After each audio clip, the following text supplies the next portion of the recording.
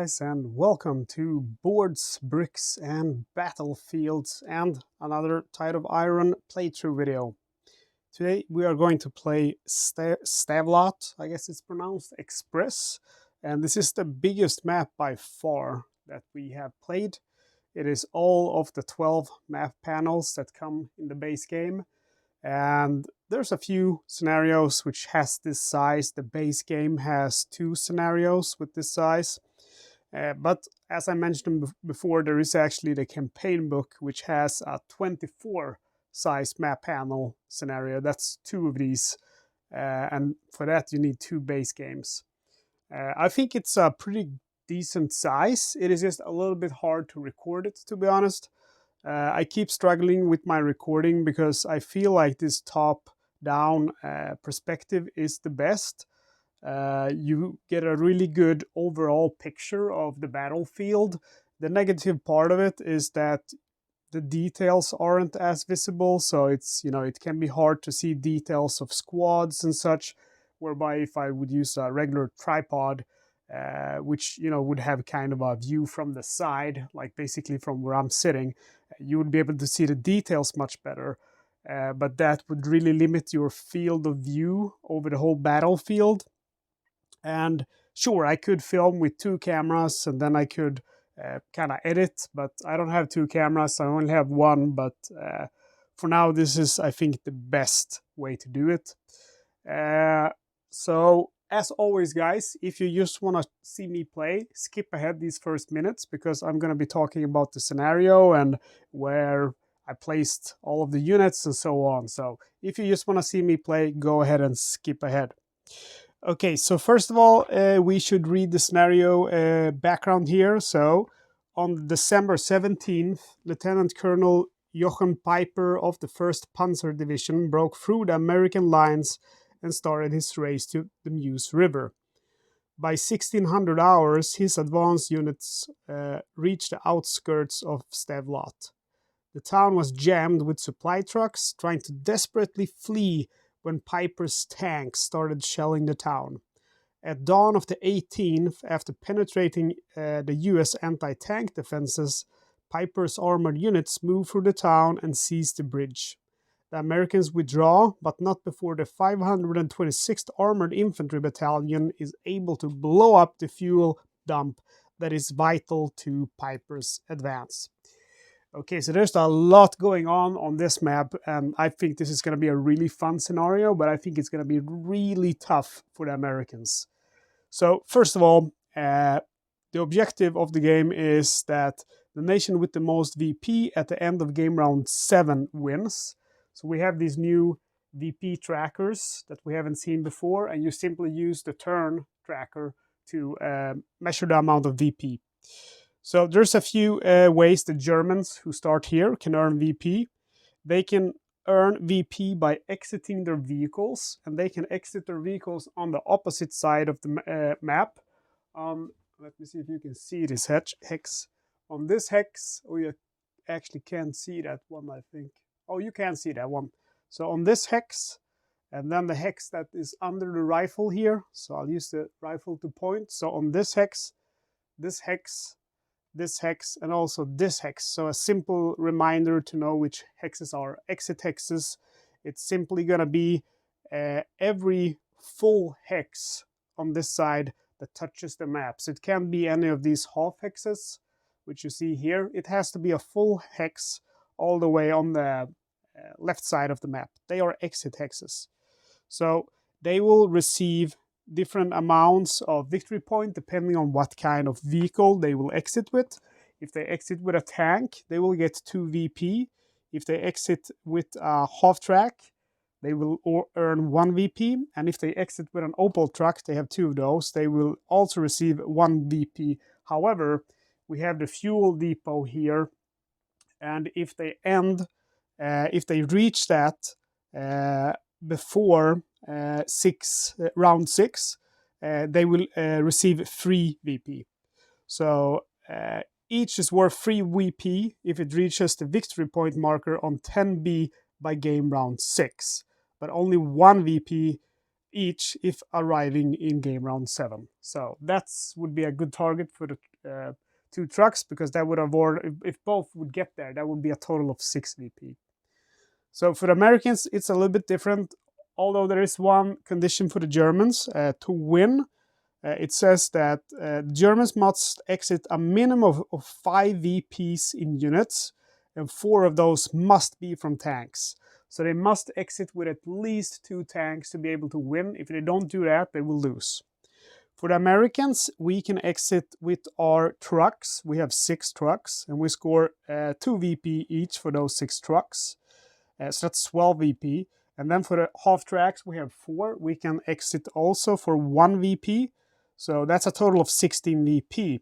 So for exited vehicles, and if you look at the Germans here, they are going to score a total of 6 VP from the half tracks, 6 from these, so we're up to 12, and then 2 for each tank. And let's see, we have 10 tanks, that's 20. So we're up to 32 VPs here. That's double the points than the Americans can get for exited vehicles. Almost double. Well, it is double, isn't it? I said 32, right? And the Americans have 16. So the Germans, if they exit all their vehicles, and I do the same with the US will lose. However, the US will also get 1 victory point for every destroyed or heavily damaged German tank. And of course, every tank that I destroy or hinder from moving out before round 7 will, rob them of the VP that unit would get to exit, and that includes all the vehicles. So I think this is going to be a really fun map. So we have 7 rounds. Starting initiative is the Americans. There's going to be 3 actions per turn.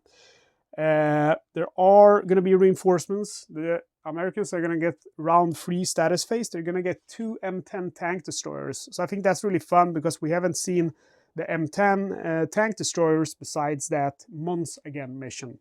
So I'm really happy we get to see them again. There's special rules. The Americans' trucks, which you see here, they may not move until round 3. So I can't escape with them. And, the Germans are going to want to kill them, of course. So that's why I place them at places where they're kind of behind cover. So line of sight is blocked, and then close to road so they can get the heck out of there as soon as possible. And then we have the exit hexes, which I told you about. And then we have some status cards, and one of the cards we have is Heavy Fog, which every unit on the board receives +1 cover as long as they're not fatigued, and that is removed in round 3. We also have that Lay Smoke card for the Americans that we saw before, that engineers can pop smoke for 2 action points. Special rule, engineer units may only need to spend 1 movement point to place a smoke marker in their hex. And then we have terrain features. These rivers that you see, they're all flooded, so they're impassable by all kinds of units.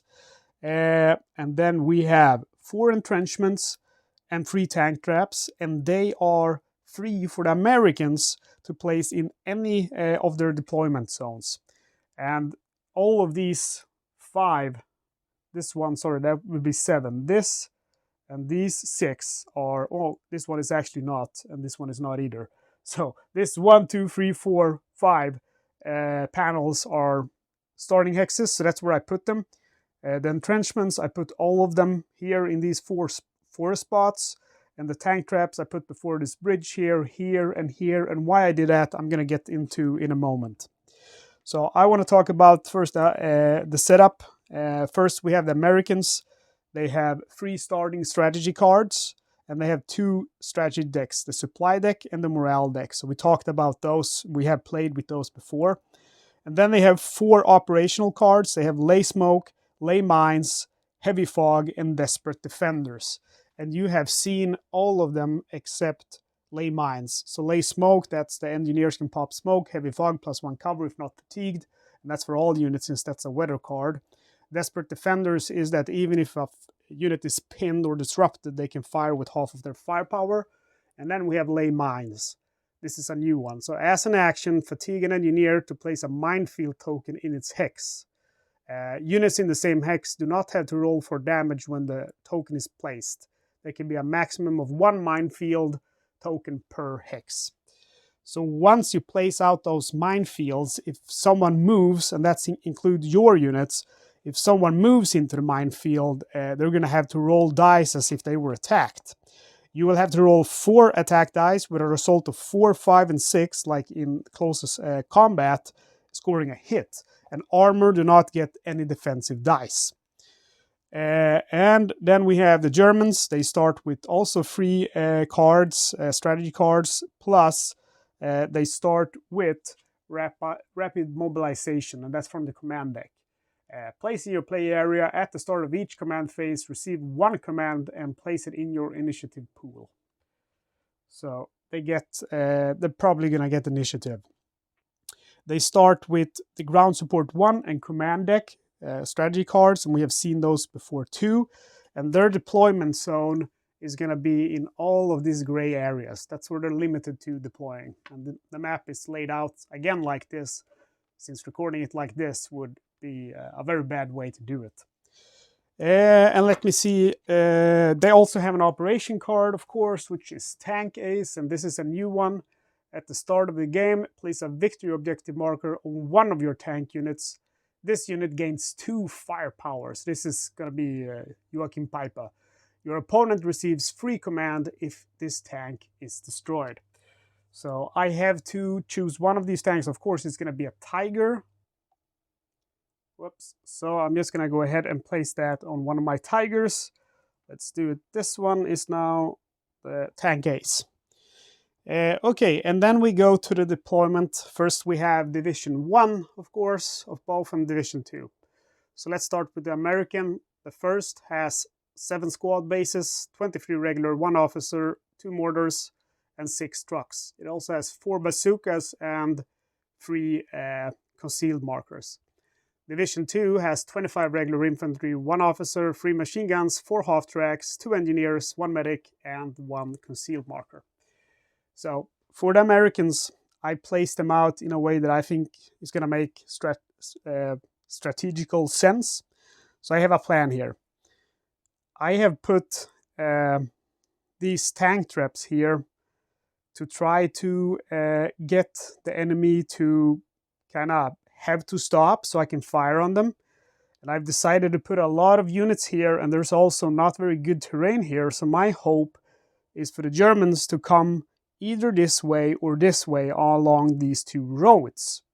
And there I have all of these squads are anti-tank squads. There's 4 of them, and they're my only anti-tank units as for now. And all of them have an entrenchment, which you are free to place out 4 of them wherever you want. So these guys, all of them have an entrenchment, so they have 2 cover plus 2 cover from the woods, so they have 4 cover. And the 3 first ones, they're also concealed, so I can wait until I have a good target until I fire, and I don't have to, in case the infantry gets there before or the half-tracks, I don't have to waste my, men fighting those. I can wait for the tanks to arrive. I have a machine gunner with 2 regular, and all of them are 4 regular with the bazooka token, except this squad also has an officer. And over here I have 3 teams, which is 2 regular and 1 machine gun crew, and it's here, and here. And I will put all of those in opportunity fire to hope to be able to slow down the Germans' infantry advance, and kind of hope that these can discourage the trucks from moving into that point and scoring that easy free VP for each truck. I have squads, just normal 4 infantry, regular infantry squads placed here, here, here, here, and here. The only difference is this guy is a medic and he's also concealed. And the reasoning to why I've done that is because I feel like these guys can go and capture those command points. So this is a German command point. Then we have this and this one, they're neutral. So I want to capture those points as soon as I can. And then this guy should actually start here then, so he can capture that point, and then he can move into the forest. Actually do it like this. So I want to capture those points as soon as I can and hope to get, because, I'm really the underdog here since they have so many tanks. I hope to get a lot of command points so I can get cards that will help me kill the tanks. So that's the plan I have.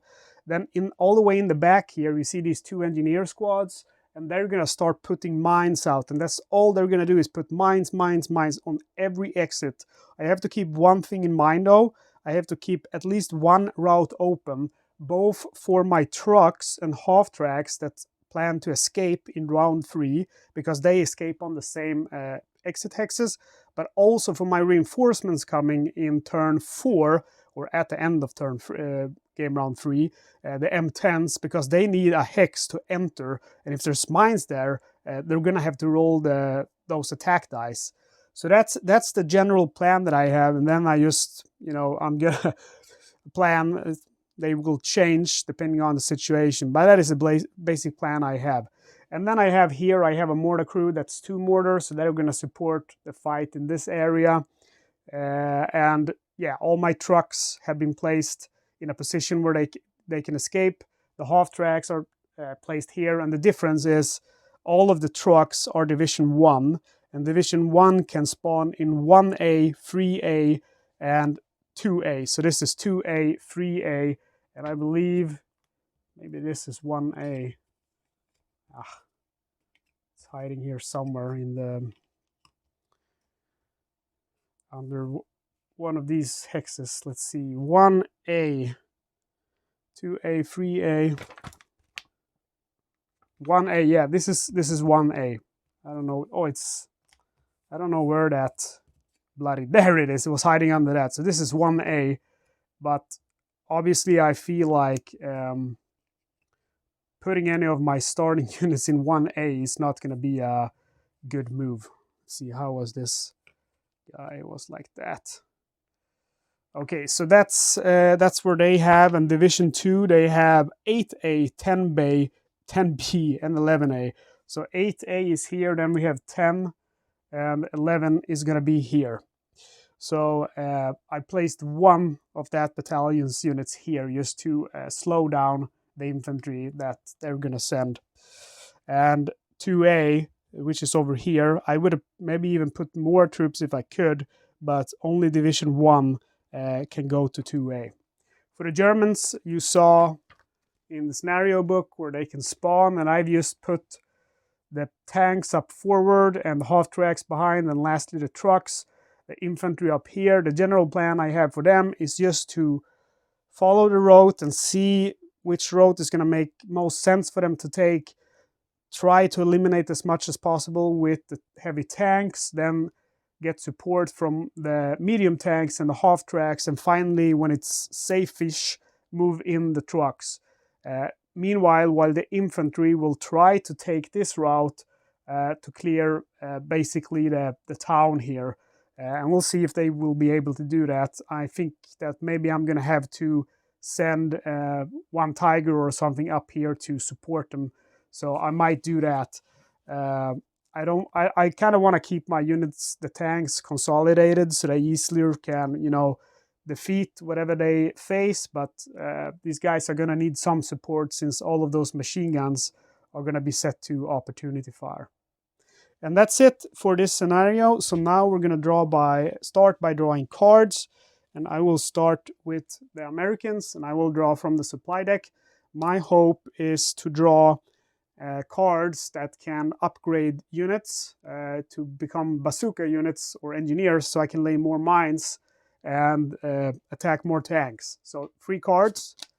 And we get the specialist supply, so we get 1 right away. That's great news. That's 1 anti-tank, medic, flamethrower, or engineer. Second card, we get vehicle parts. That's not going to be of use to us unless we get those M10s. And then the third one is supply priority. Placing your play area when activated. Another strategy card. Your cost is reduced by 1 to a minimum of 0. Okay, so I don't really have any place here for the cards, so I'm just going to place them somewhere for now. For the Germans, it's going to be down here. And for the Germans, I am just quickly going to look in the decks and reshuffle. And to me, it seems like the command deck, they look like they would be probably the best. Yeah, I think the command deck is going to be best for them because it's going to let them move faster, and that's going to be vital. So we draw first card. Major offensive, you may take up to 4 additional actions during this turn. Second card, remove all command from both your and your opponent's initiative pool. Third card, remove, oh, it's the same one. So, but that first one is going to be very good, major offensive. So that's the type of cards the Germans are going to be looking for. And remember that they also started with the rapid mobilization card. So that's going to give them +1 command each turn to their initiative card. And that's it. We're ready to play. The Americans are going to start, and I am going to sit down now because this is going to be a long game. I want to say just one thing before we get started here, and that is that one of the complaints of this game that I've read online is that it takes a long time to set up. And I think that, in my opinion, it doesn't take much longer than games like Memoir 44 to set up. I would say they have kind of similar setup times. But one thing I love with this is that you get to choose where to set up your units. In Memoir, it's predetermined. Here, setting up is half the fun because as I was doing this, usually I will set up the guy who has the initiative first, and then I'll set up the next guy. And I really had to think hard. I was, going back and forward to how to deal with the setup situation many times. And I spent a long time doing it because it was so fun to think about how is the best way that I can, do this and get as much a big advantage as possible. So remember, you get the points that you start on. So I immediately capture 3 points. So it's those who are worth 2 each. Then I get this point down here, the bridge, which is worth 1 point. And I'm going to work myself towards this 2 point and this 1 point as we play. And then all units will have an option now to get opportunity fire for free. So I'm going to place that on this machine gun and this machine gun and finally this machine gun. And now we're going to start playing. Americans have the initiative and they are going to order 3 units. So I will move with this squad over here to capture that point.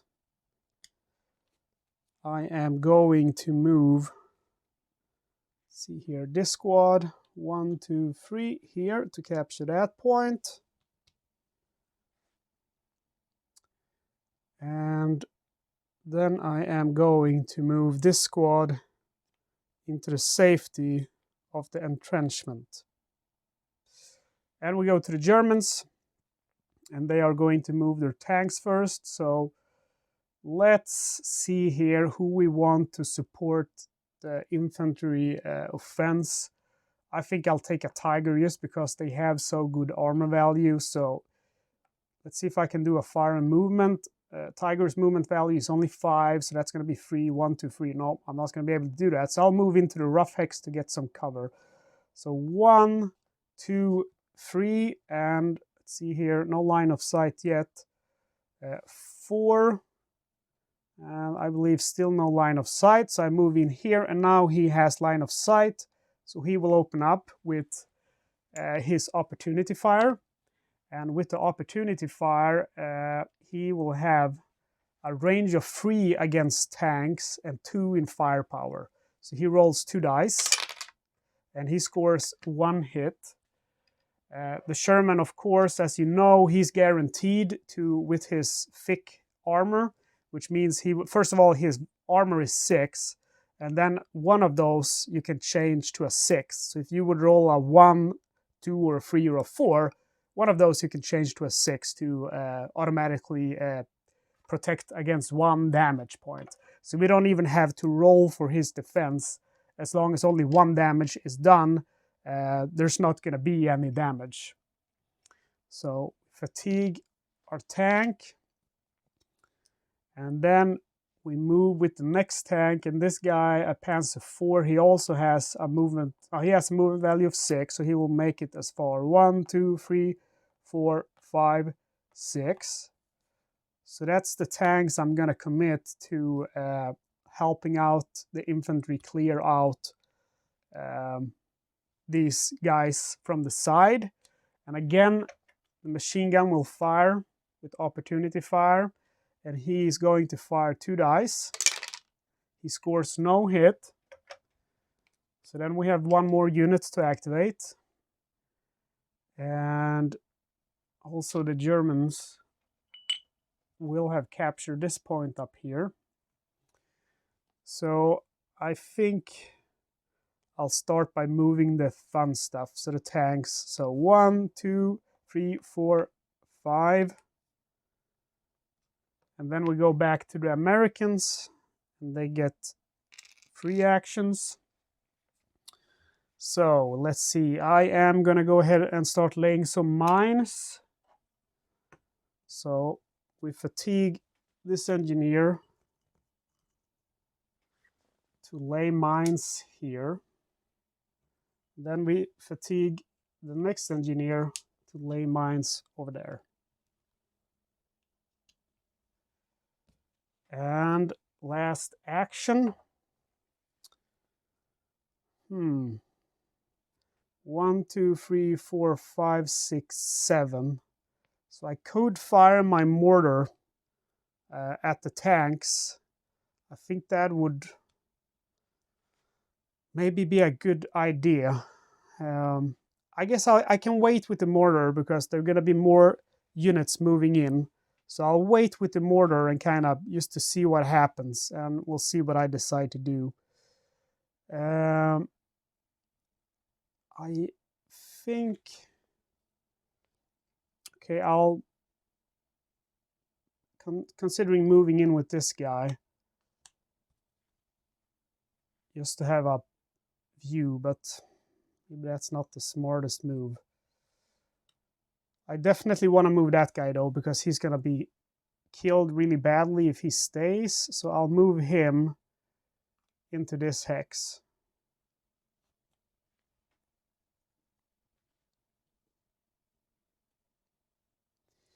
And then we have no more orders, so we go to the Germans again. So they're gonna keep moving their tanks up. 1, 2, 3, 4, 5.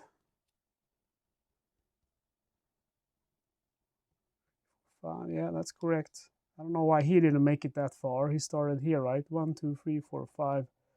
2, 3, 4, 5, whatever. He does not have line of sight to these guys because of the forest, luckily. And we just keep moving up. 1, 2, 3, 4, 5. And last one. Let's see here what route we want to take. 1, 2, 3, 4, 5. And then we go back to the Americans. And I will... I think I'm going to go ahead and move into the tank traps, because that will give me +1 cover. So it's cover, and it will also let me keep my concealment. And then I have this squad. Should probably move him because he does not get any type of cover there. So question is where I want to move him. I think I'll move him into one of these rough hexes, so he gets 1 cover from there. So let's move into this one with the machine gunner. So that's rough terrain that costs 2 for infantry to move into, 1 for armor, and it gives 1 cover. And then I'll simply fatigue one of my trucks. So actually I can't order them, so I simply fatigue one of my half tracks. Remember that trucks can't be ordered until round 3. We go to the Germans, who get 3 moves again. So 1, 2, 3, 4, 5, 6. Now they have line of sight to that infantry squad. 2, 3, 4, 5, 6. Yeah, they have a 6 movement value, so that's a legal move. And let's see here. 1, 2, 3, 4, 5, 6. And it's the Americans again, and they will fatigue 3 of their half tracks. And we go to the Germans. It's going to be a lot of fatigue markers in this one. 1, 2, 3, 4, 5, 6. And then we have the half tracks. They have a 70 movement value. So 1, 2, 3, 4, 5, 6. And they will try to stay behind the heavy armor. And we have the Americans again. So I will simply fatigue these 3 guys. And back to the Germans. 1, 2, 3, 4, 5. And 1, 2, 3, 4, 5, 6. Back to Americans. So I will do fatigue. Let's see here, there's no point in doing that because all of them are going to be fatigued. So I will now fire my mortar, just because if I don't do that now, I will lose that action. So I have line of sight to a lot of stuff thanks to this guy. So I actually have line of sight to these infantry, but we are 1, 2, 3, 4, 5, 6, 7, 8, 9, 10 hexes away. But I could still fire, only that I will hit on a roll of 8. So I think I'll do that. They are also up a hill, which makes them easier to spot. So I think it makes more sense, because if I attack these 2 tanks with 4 dice, they have so much armor that it's not really likely to do any damage to that armor.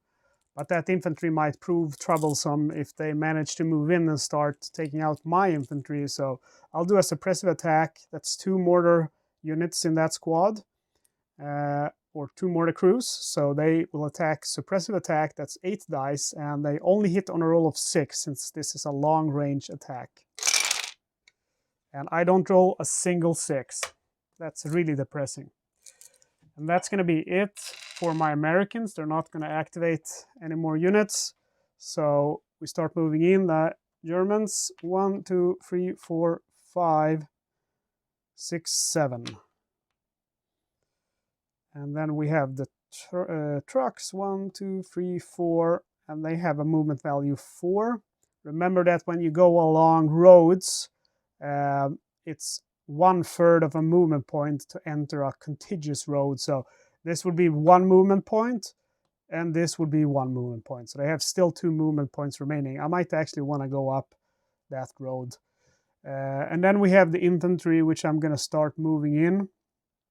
So we have, here is 2 machine guns, here is 1 machine gun, 2 standard, 4 standard. Here we have 4 elites, 3 elites, 1 officer, 3 elites, 1 officer. I think I'm going to move in to those buildings and take the damage, because I'm going to have so much protection anyway.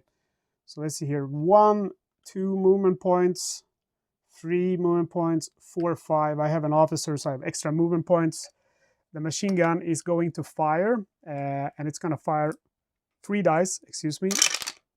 It hits with 2. They will get a defense of 3 because they're in a building, and they defend against 2, so they don't take any damage. So I'm just going to put one of these. And then we have next squad, who is going to do the same thing. 1, 2, 3, 4. So again, the machine gun gets to attack with 3 dice. And it's no point in using suppressive fire against these squads, because they have 4 elites. That's 4 defensive dice. They have 3 elite, 1 officer. That's 4 defensive dice for suppressive attacks, plus whatever terrain they're on, which is defense of 3. What's it called? The building. So we're all 3 dice, and keeping, it's a close attack, so I will hit on a 4, 5, or 6. And I score 2 hits, they will get 3 defense. They roll 1 defense, so the first soldier has fallen. The Germans have lost 1 elite infantry. So we move on. Next squad is going to move in. 1, 2, 3, 4, 5. He's an officer, so he gets +1. Again, I fire with the machine gun, 3 dice. I hit with 3 this time. 3 in defense, and he doesn't score a single defensive hit. So he loses. He's going to remove the officer and 2 of those elite. So that's 4 dead Germans now. And then I'm simply, see here. So this guy behind, they're going to move 1, 2, 3, and they're going to stay behind 1, 2, 1, 2, 3. Because they know that these guys are probably going to kill the machine gunner next step, and then these guys can jump in afterwards. So it's unnecessary to keep taking casualties for that machine gunner. So I'll stay there with them, and that, my friends, is going to mark the end of the first action phase. So we go to the command phase, and remember the rapid mobilization. The Germans get 1 command point on their initiative card. We determine control over objectives. So I have captured 2 objectives with the Americans. This one for a value of 1. That's the wrong flag. Doesn't look like an American symbol. And I dropped it on the floor. And then I captured this for a value of 2. So I feel like that was probably a good decision. Now I'll get some extra command points. So we receive command. Let's see how many points. The Germans are going to receive 2 points. And I'll keep the points up here so you can see how much they have. The Americans receive 2, 4, 6. Let me just see that command point is in the right location. This command point should be in here. I guess I accidentally moved it with the infantry. 4, 6, 7, 8. So we receive 8 command points. That's really good. That's really good. Okay, so let's see here what we want to do. We want to spend command now. So first of all, I want to spend on some cards. So we have supply priority. Placing your play area when activating another strategy card, your cost is reduced by 1. So that's going to cost me 1 command point. And that's now in my play area. And then I want to buy specialist supplies. Choose one of your squads to receive one of the following specialization tokens of your choice: anti-tank, medic, flamethrower, engineer. So I buy that, and that costs 2 command points. But now I only pay 1 for it, since I have that supply priority card. And then the card is removed. I get a specialization token. And the question now is, do I want to get a bazooka, or do I want to get another engineer to lay mines? I believe that this early in the game, it is better to get an engineer so I can keep those mines up. I believe that's going to be the best option. So I'll get an engineer. Otherwise, I would have gotten a bazooka for this guy or for any of these 2 guys. So I still have 3 guys which I can upgrade. And I save my vehicle parts card for later. And I want to spend on initiative to make sure I'm on top of the Germans. So they have 1 on their card, and then they have 2 points. So if they put their points on, they're going to have a total of 3. So I want to spend 4. So I'm going to exchange that 5 for 5 1s. And 4 of those I will put on my initiative card. And 2 points I will save for a later turn. And then we have the Germans. So they have, let's see here, major offensive, which is for the action phase. And all of the cut communications, they're all action phase. So I'll say they're not going to buy anything, and obviously they're also not going to put any initiative points there. So that's it. We go to the next step, determine initiative. The Americans keep the initiative. Status phase now, draw strategy cards. And for the Germans, I keep drawing from the command deck. We get surprise assault. In the command phase, you buy this for 1 point. Place in your play area. Immediately before your opponent takes an action, you may discard this card to take 1 action. So I'll save that in the spot. Now the question is for the Americans. Do I want to draw from the supply deck or from the morale deck? I think I want to keep drawing from the supply deck until I have at least 2 of those cards where I can get guys to become engineers and bazookas. I want 1 more bazooka squad, and then I want the supply drop. So I draw and I get request resupply. So that is, look at the top 3 cards of one of your strategy card decks, to choose one of them to immediately place face up. So the good thing with this card is it has that plus, so I get to draw another card. And here I get munitions resupply. Replace any 2 of your regular infantry in a single squad with either 1 machine gun, 1 mortar, or 2 elites. So I'm going to be using that to get 2 elites, since they're you know, a little bit better. Okay, so I have 3 cards available now in my bank to buy, and all of them are command phase cards. And that's it. We start removing tokens, and there's a lot of them. You can probably see the back of my head now, which is balding, because this map is so big that I have to kind of lean over it to grab all the... Did I get all of them? Grab all of the tokens. So far, it hasn't really been a big struggle, but next game round is probably going to be a lot happening with all of these tanks moving in. I feel sorry for this guy.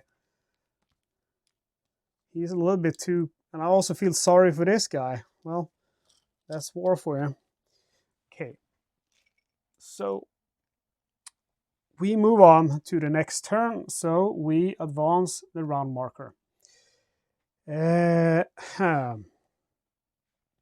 start with the Americans. Also, I consider myself to be Americans in this fight, and I'm gonna probably lose.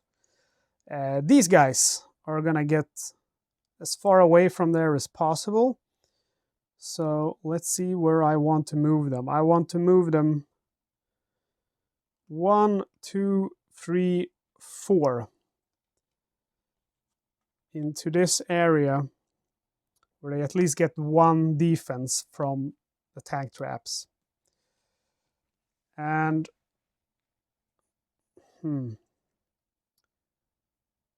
I might want to fire my mortar before it's too late to do so. They don't have that nice build-up of troops here anymore.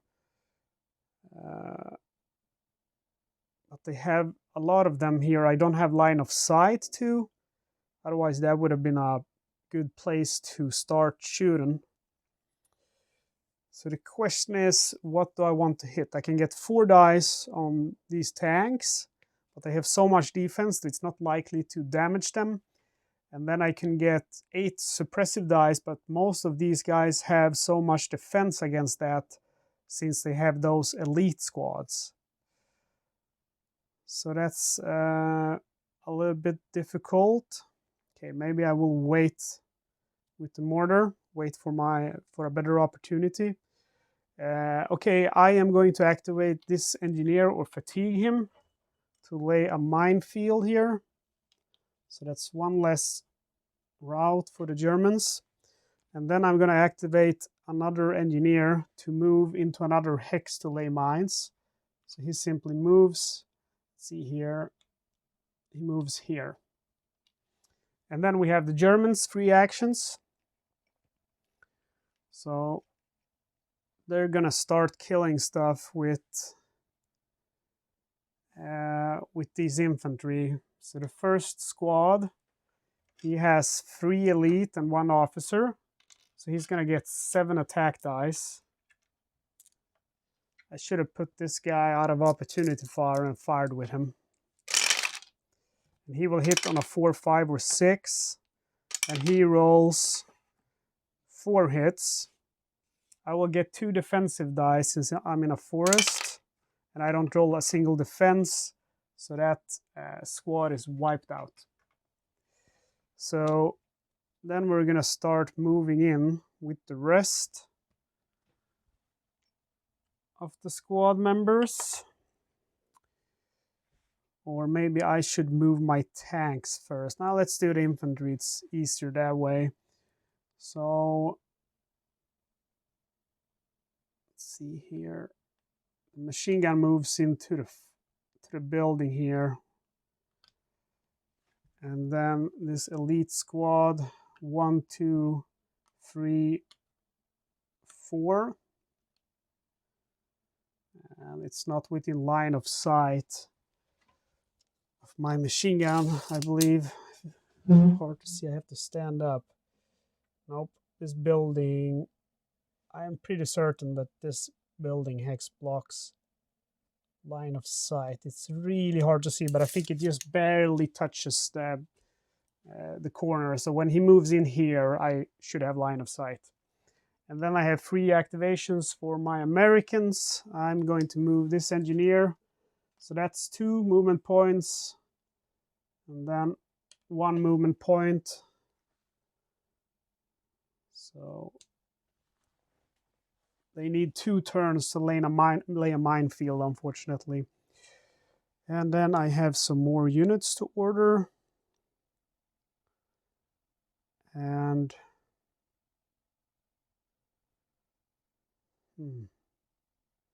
it's really tough because you can't really get into the buildings, because if you do, the tanks are just gonna kill you so fast.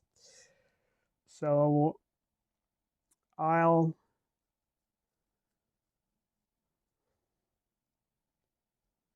really tough decisions, to be honest. I'll have to attack, I guess, with the mortar now. Or I'll just, okay, I'll fatigue 2 of my half tracks. It goes back to the Germans. And they will keep moving in their infantry. 1, 2, let's see here, 3, 4. 1, 2, 3, 4. And we're gonna move in this half track. 1, 2, 3, 4. And then he has to stop. You can only move into tank traps if you're start adjacent. And then we have the Americans. And they are going to... I'll start now actually with the mortar. And I'm going to attack that half track with a standard attack. So that's 4 dice attack. I hit only 1, and he will get 1 defensive die because of armor 1. And he does not manage to defend, so he's now lightly damaged. Unfortunately, I don't get any points from attacking or destroying light vehicles. So I only get points from destroying tanks. So that's a bit of a shame. I only get 1 VP for every destroyed or heavily damaged German tank. So I believe I should probably retreat with this unit. I don't have too much of a reason to attack that half track. And then I spend my last my last action to fatigue and half track. And it's back to the Germans. 1, 2. Let's see here. Does he really want to go there? No, he will go here. Because if he moves into the building, he's going to take covering fire from that machine gun. So let's keep moving up. We're going to order the tanks up now. So Tiger goes in here and becomes, he has to stop. Or actually he has to stop from outside. And the damage marker is to him. And then the Panzer IV moves 1, 2, 3, 4, 5. And he shall receive an opportunity fire now from this guy. Since he was in this hex, let's see, his range is 3, so he actually doesn't have range to here. And here it definitely blocks line of sight. So the Panzer IV does a smart move, but he can fire in long range. I will do a long range fire when he moves through that hex. That is going to be 2 dice hit on a roll of 6. And a roll of 6. However, the Panzer IV has a 4 in armor value, so he will get to roll 4 dice. And he blocks with a 6, so no damage. Okay, and then it is the turn of my Americans again. So I will see here. Did I do 3 actions with... I lost count of how many actions I did with the Germans. 1, 2, 3, 1, 2, 3, 1, 2, 3. Yeah, that should have been right. So I'll fatigue a half track. And I will fatigue this infantry squad. And finally this infantry squad. So back to the Germans, 3 orders. And the question is now what they want to do. If I wait to move in, so I'll just think I'll move into these adjacent to the tank trap. So 1, 2, and he has to stop. And I think the other squad is going to take that route. So let's see here, movement value 5, 1, 2, 3, 4, 5. 1, 2, 3, 4, 5. That's his action. Back to the Americans, and they have 3 actions, so they're going to get to fire now, but they're going to lose their hidden status from firing. So he has a bazooka, so his firing range is upped by 3 from that. I just have to super quickly check. Yes, 3 range and 3 firepower. So 1, 2, 3, 4 will be his anti-tank range now. So he has a normal fire value of 4. That's 1 for each standard infantry in that squad, and there's 4 of them. And then he gets 3 additional because of the bazooka. And of course he's going to target Joachim Peiper. Let's kill that bastard. We hit on a 5 or 6. And we score 2 hits. And it's not likely to damage. He's going to get 6 defensive dice. And that is 3 blocks, and he will automatically upgrade 1. I've actually forgot about the heavy fog. So if they're not fatigued, they will receive +1 cover. So that machine gun there and the troops moving in, they should have gotten +1 cover when I attacked. But I don't think it made a very big difference. I attack with the next squad, so he also loses his concealment, and he attacks with the same number of dice. And he attacks the same tank. And he scores, wow, 4, that's a good attack. He scores 5 hits.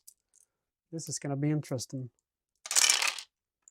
And he blocks quite good. He blocks 3 of the attacks, and he upgrades 1 to a 6. So those 5 hits turn into 1 hit, but that still means that tiger is now lightly damaged. That was a very lucky hit by the Americans. And they still have 1 order that they can do. So I'm thinking about which one I should use. No one here has line of sight, unfortunately. They're getting really close to those trucks too. And I put mines there. That was kind of stupid, because that's gonna make me that I can't take that way now with those 2 trucks. I'm gonna have to go over the hills or the rough terrain, and then I'm gonna have to turn to go down here because of the mines up there. So yeah, you have to be a little bit careful with the mines. All of these are fatigued, so I can't attack with them. And we will have an attack here with this machine gun who has line of sight, long range. So he will do, I didn't see that before, so he will do 2 attacks against each Tiger. So he has firepower of 2, and this one will have an armor of 6. We're not going to count the light damage because this happened before that battle. So first we roll for that one. Hits only on a roll of 6. He rolls a 1 and 3. Next Tiger, and he rolls a 2 and 5. So last order, and I don't think there's much I can do. I don't want to move in front of the meter. I could do a movement, but that would give me too few dice to engage the Tiger with. So I'm just going to pass on any further orders, and then we are just going to give orders to the remaining German troops. So this guy is going to move into here, and oh, I haven't seen that this place is wide open. There's a road going through that forest. I had not seen that. So he's going to move 1, 2, 3, and he does a fire and movement. So he's going to fire with half of his firepower against these infantry. So he is going to use a total of 3 dice. And he hits with 2 dice. He will get 1 defense for the tank traps. He rolls 1 6, so he takes 1 hit. That's 1 American casualty. And I'm not going to put any fatigue markers because I'm just going to keep track of whoever has moved or not. Next guy, 1, 2, 3, 4. So he's going to do the same thing. He gets to attack with 3 dice. And he scores 1 hit, again 1 defense. And he rolls a 6, lucky defense there. And then we will do, let's see here, 1, 2, 3, and he will attack this squad again with 3 dice. That's a fire and movement,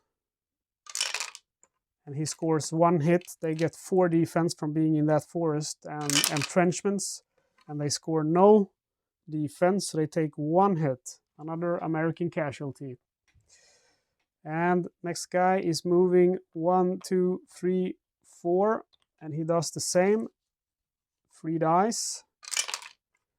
He hits with 1 die, and they get 4 defense. And they roll 1 6, so they're safe. And then we have the half tracks, and I think the half tracks are just going to stay behind to try to stay safe. So 1, 2, 3, 4. 1, 2, 3. 1, 2, 3, and 1, 2, 3. So that's where I stop with the Germans. So this is the end. I am going to look quickly at my cards. There might be a card here I want to use. I have 2 action points, so I could use cut communications here, which would probably be a smart move. Remove all of your command, all command from both your and your opponent's initiative pool. I only have 1 card, 1 command point, and the US have 4. So that's a pretty smart move. Now I have to pay 1 for using it. So I lose a total of 2 points then, but the enemy loses 4. So I'm just gonna sort these counters here. So that's cut communications. I discard a card, and I have major offensive, which is good, but that's 2. That's 2 command posts, and it wouldn't be good in this situation. And then I have a command phase card, so I save those cards. I should have moved in to seize this objective, but I just didn't think about it. I didn't see it, so that would have been smart because I would have robbed the allies of 1 command point, and I would have gotten 1 command point. Anyway, it is what it is. Determine control over objectives, nothing changes. And then we have received command and victory points. So the Germans will receive 2 victory points, and then they will receive 1 for free on their initiative card. And the Americans, I believe they got 8. Yes, 8 points. So I will give the Americans 8 points, and I will give them in ones because I know they're not gonna save their points, they're gonna be using their points. So let's see here. 8 points. And the Americans have the initiative, so the Americans are gonna get to spend their points first. So let's see what we have here. I am going to use request resupply. Look at the top 3 cards of one of your strategy card decks. Choose one of them to immediately place face up in your HQ area. Shuffle the other 2 cards back into the deck. So I'm going to use that card, and that's going to cost me 1 point. So I discard that card and remove 1 point. And we take the supply deck, top 3 cards, request resupply, supply drop, and supply priority. So let's see here. I should actually get 1 point back because I have this card here, which is supply priority, and that's that strategy cards cost 1 less. So I am gonna go for the second one, which does the same thing. So basically I'm not gonna have to worry about supplies because or command, because every card is going to have -2 in cost to use. So I grab that card and I buy it for 1 command point, and then I also gain 1 more card since it has a plus, and then I get request resupply, which is the same card that we just used, but I'm not going to use that at this moment. Or actually I could, because both of these cost 1, so they're going to be free to use. So I put that there, and that makes all my cards cost 2 less. So then I buy this card for free. This is kind of feels like gaming the system. So now I draw from the morale deck instead. Or wait, I should actually go with the supply deck because I still want that card which gives me a bazooka. And there's only 3 cards left. And the one I'm looking for is the specialist supply. So I take that one. And then these cards, it's supply drop and munitions, so they should be shuffled like this. And then I buy the specialist supply. It costs 2 points, and I have 2 supply priority cards. So again, when you placing your play area when activating another strategy card, your cost is reduced by 1 to a minimum of 0. So that card feels kind of gamey. Now is the question then, do I want another engineer or do I want a bazooka squad? And I feel like I definitely need another bazooka. So now I've gotten the maximum amount of bazooka squad members and engineers because there's no more of those cards. So I am, see which one I should take. This one would be handy, but there's a lot of tanks coming up here too, so I gotta choose one of these. I'll take this guy. And one guy immediately said, I don't want to be your anti-tank guy. I'm getting out of here. So he moves here. And then we have 2 more cards, which the vehicle parts actually cost 3, but I don't need that now. Munitions resupply. Reduce any 2 of your regular infantry in a single squad with either a machine gun, 1 mortar crew, or 2 elite. So I'll buy that. That's 2 points, and I have a 2-point discount. So I will take that squad, which just got upgraded with a bazooka. I will upgrade him to receive 2 elite so that they will have better protection against suppression attacks, and they will have a higher anti-infantry value. So they're replaced. And then finally we have the last card, which is the vehicle parts, and I'm not going to spend anything on that. So I'll save that in my bank. And we still have all of these supplies. I see the Germans have 3 points, and then they have 1 on their card. So I'm simply going to put 4 of these on my initiative to make sure that I keep the initiative. And then I have 4 here, and I actually have 2 left from the previous turn. So I have still 6 command points. So I'm really not going to have to be worried about if the Germans capture more of the command points. That's not going to be a problem for me. And then we go to the Germans, and the Germans are going to look at their cards. I saw they had 1 command phase. Placing your play area immediately before your opponent takes an action, you may discard this card to take one action. Okay, so that might be a good card to use. I'm going to buy that for one command. And that's then later used in the action phase, of course. And that's it.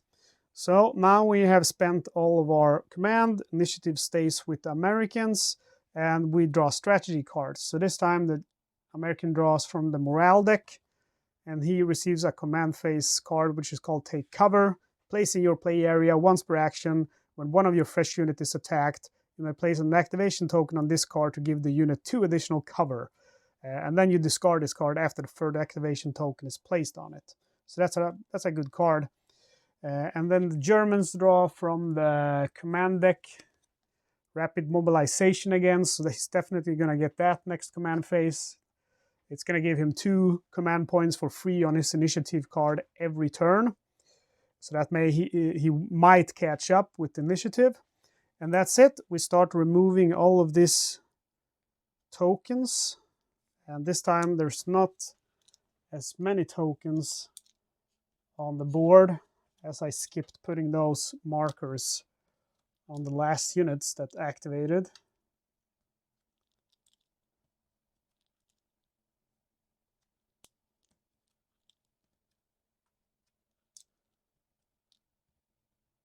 Okay, so Peiper here is in trouble, and this half track too, but there's just such an overwhelming amount that I don't know how I'm going to stop them, but we'll see.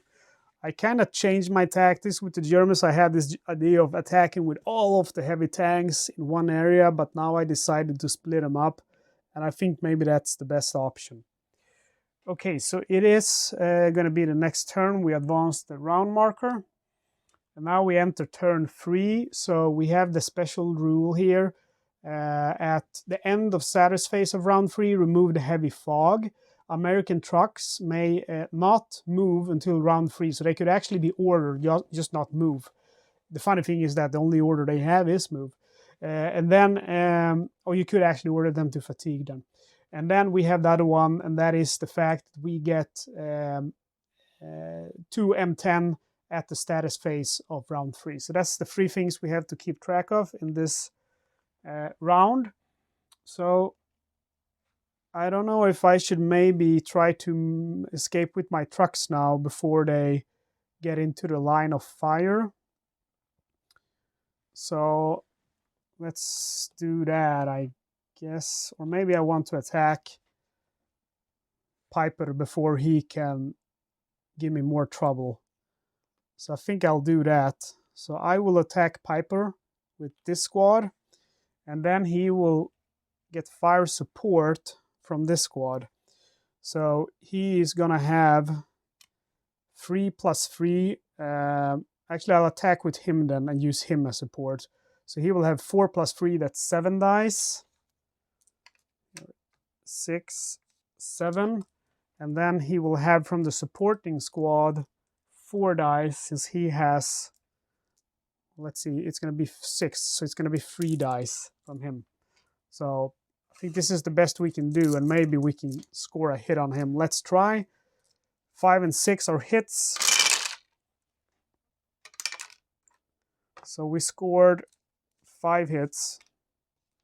So the armor of him now is going to be 5 due to him being lightly damaged, but then he gets a +1 for the heavy fog. And one of these are guaranteed to be a hit. Sorry, defense. Looks pretty good to me. He rolled 3 successive ones, so he will upgrade 1 to a 6, so that makes 3 successive defenses. So I hit with 2, and a lightly damaged getting 2 becomes heavily damaged. We now heavily damaged him at least. So I'm happy for that. We have 1 victory point in doing so, so we scored our first victory point. And then we have 1 more order.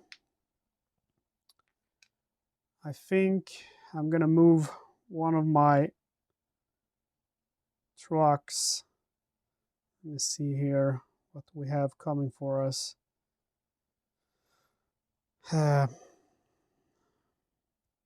Yeah, I'll move one of my trucks. 1, 2, 3, 4. And I have one more order, so I do it with this guy too.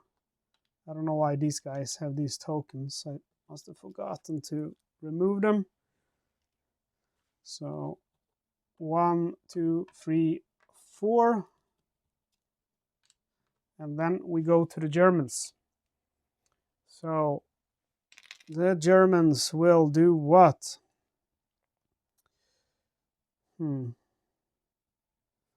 They'll simply move here with the tiger. 1, 2, 3, 4, 5. And then, see here, that one should also not be there. They will move with the next one. 1, 2, 3, 4, 5, 6. And then we have one more order to do.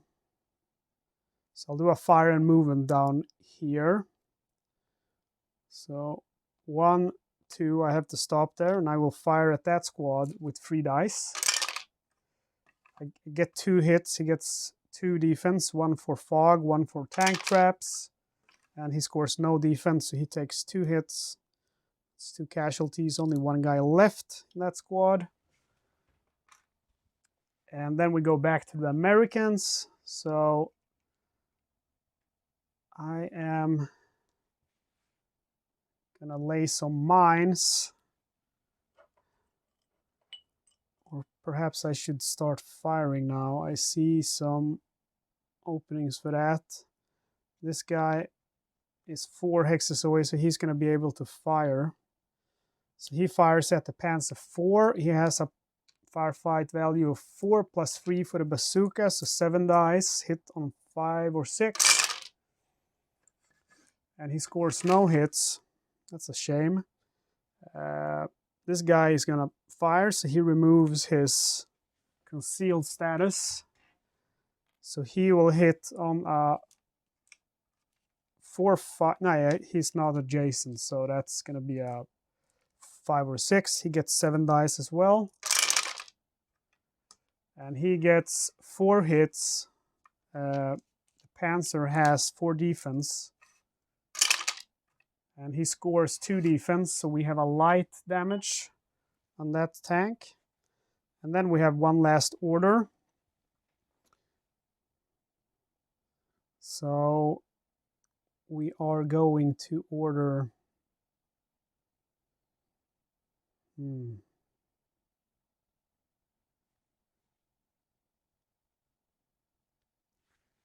That's a tough one. I have this bazooka guy here. I'm just gonna wait for him to get into the line of sight. So I'll order this squad to lay a minefield.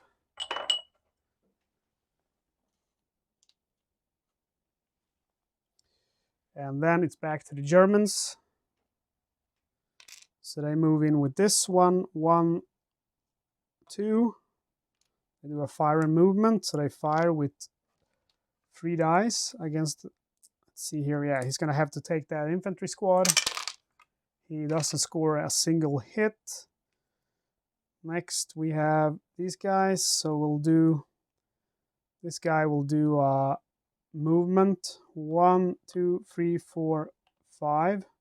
Actually, he will do a 4, so he can do a fire and movement, and then he will fire on these mortars with 3 dice,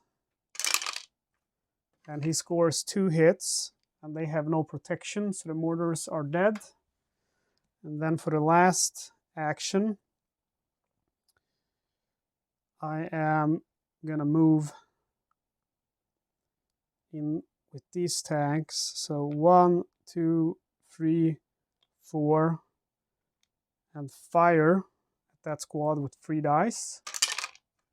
Score 1 hit, so that squad is now destroyed. That's the 3rd American squad getting destroyed. And we go back to the Americans. And the Americans will, see here, I kind of want to lay mines here. Not sure how smart that is. I still have this escape route for the trucks. So let's see here with my half tracks. Each half track after game round 3 scores 1 VP, so I can't exit with them yet. So I'll keep that open until then. So I just lay one more minefield then. Here. And 2 more actions. Can't use any of these. So it's probably time to start moving with my trucks.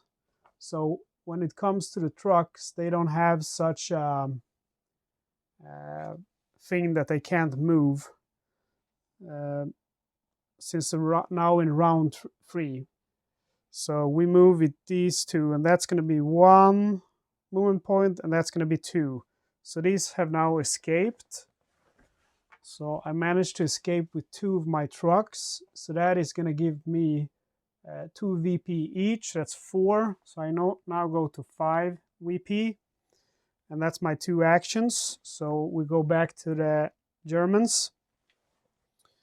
So for the Germans, I'm going to keep moving into, let's see here. I think I'll take the central route with this guy. So 1, 2, 3, 4, 5.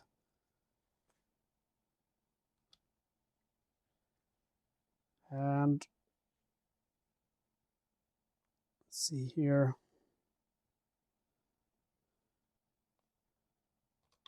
1, 2, 3, 4. 1, 2, 3.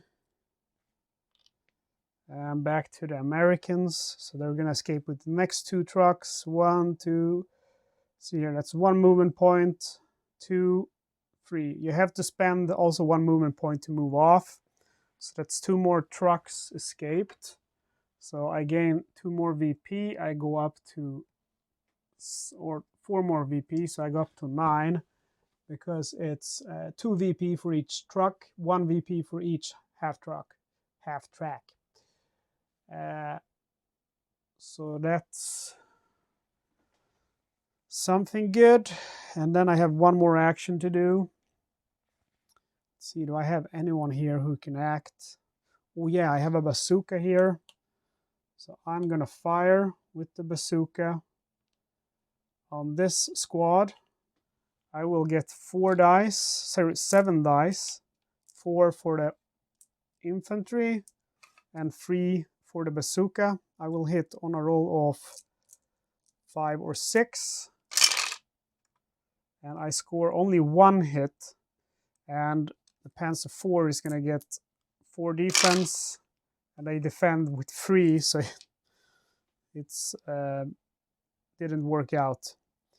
Okay, I'm going to move these half tracks down here. 1, 2, 3, and 4. So they capture this command point. And then I'm going to keep going up this road. 1, 2, 3, 4. And that's it for the Germans. And we go back to the Americans. And with the Americans, I am running out of units to use. Let's see if I have any command cards for the Germans that I can play in the action phase. Yeah, I have you may take up to 4 additional actions during your turn. I'm going to use that on my next first step. So I'll use 1 action to use cut communications again. For 1 action point, remove all command from both your and your opponent's initiative pool. So that's going to cost me 1 command point. I only have 2. And then we remove the 4 command points from American. And then I have 2 more actions. Oh, it was actually the US turn. So that's an action we did for them in next turn. This is really hard. I don't want to engage with him before anyone is close, because then I have to move. And with these guys, I don't want to get into the buildings because they will get massacred in the buildings. So I think the only option I have here is to fatigue those half tracks who are just waiting. So we go back to the Germans. They have 2 actions since they used 1 action on that command card. And then I cannot do anything with him besides fire. So he will fire at that squad. His anti-armor value is 6, so he will get 3 dice. He hits with 1, and they get 4 defense since they're in an entrench in a forest. And they get 1 defense, so they manage to defend. I will move in with this now. So he moves here, a fire and movement. He will get hit by those 2 machine guns, opportunity fire. And they will fire a total of 4 dice, and they will hit on a 4, 5, or 6. And they score 2 hits. He will have 4 plus 1 defense. Heavy fog. He's not fatigued yet since he hasn't finished his order. So he gets 5 defensive dice. He blocks the 2 hits. Now he's, oh yeah, he was doing a fire and movement. So he will get 3 dice, and he will attack that bazooka squad. He scores 1 hit, and they will get 1 defense from being in a rough hex. And they don't manage to block, so they lose 1 of their soldiers. They have 2 elite, 2 standard, so they choose to lose a standard. And then we go, let's see here, that should be all. So we go back to the US. So I am going to attack with this squad. This will attack the Panzer IV with 4 dice, hit on 4, 5, or 6.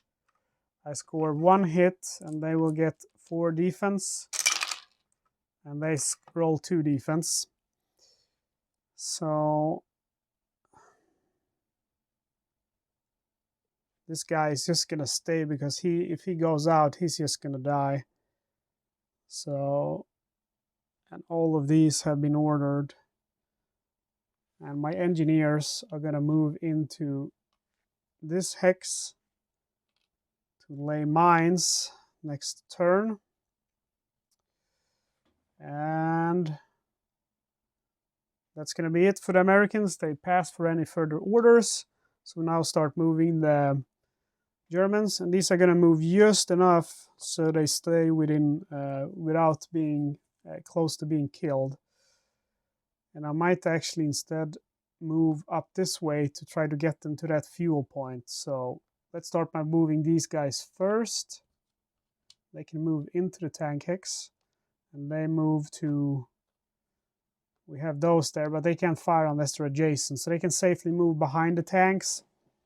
The infantry starts moving in, and they are, let's see here, I think this was within his line of sight, so they would have to take opportunity fire from there, but he could move this way instead. So that's 2 movement points, 3, 4, 1, 2, 3, 4, 1, 2, 3, 4, 1, 2, 3, 4, 5. He has an officer, so he has a +1.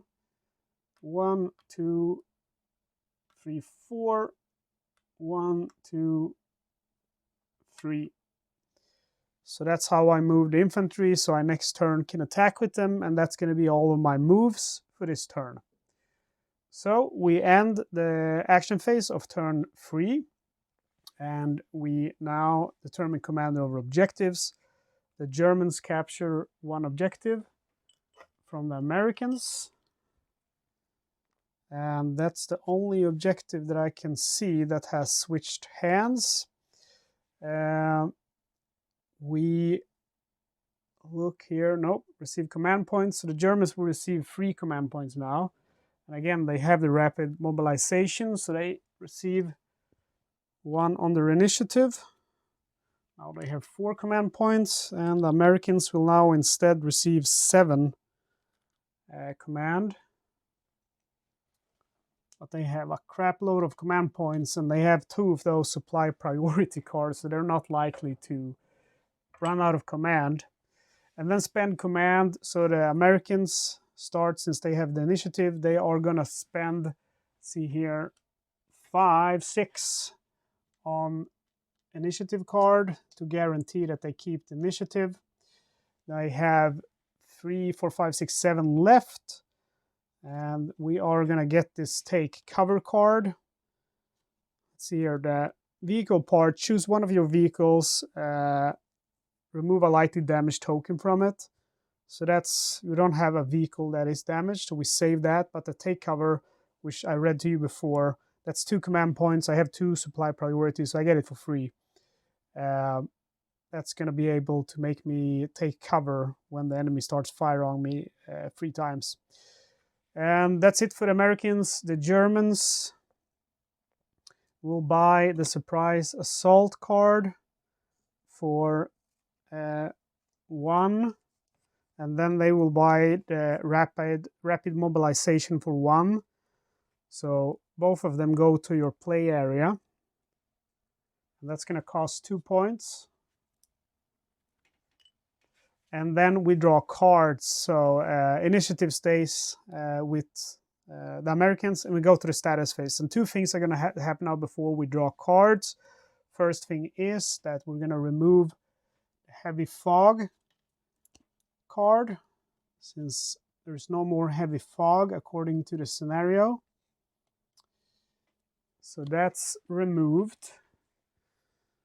And it was one more thing oh yeah, we should remove the concealed at the beginning of the status phase if we have enemies adjacent. So those tanks are adjacent, and that's it. So now we draw cards, and the Germans keep drawing from the command deck. And they draw surprise assault, which we already have one, but they have one more now that they can buy in the command phase. And the Americans draw from the morale deck, and they get take down the beast. Place this is a really good card for this scenario. Place in your play area. When combining fire against a heavy vehicle, you may discard this card to gain 3 additional firepower. So that's going to be very useful to me. And that's it for drawing strategy cards. We remove tokens now. And wow, there is so many tokens. So many tokens.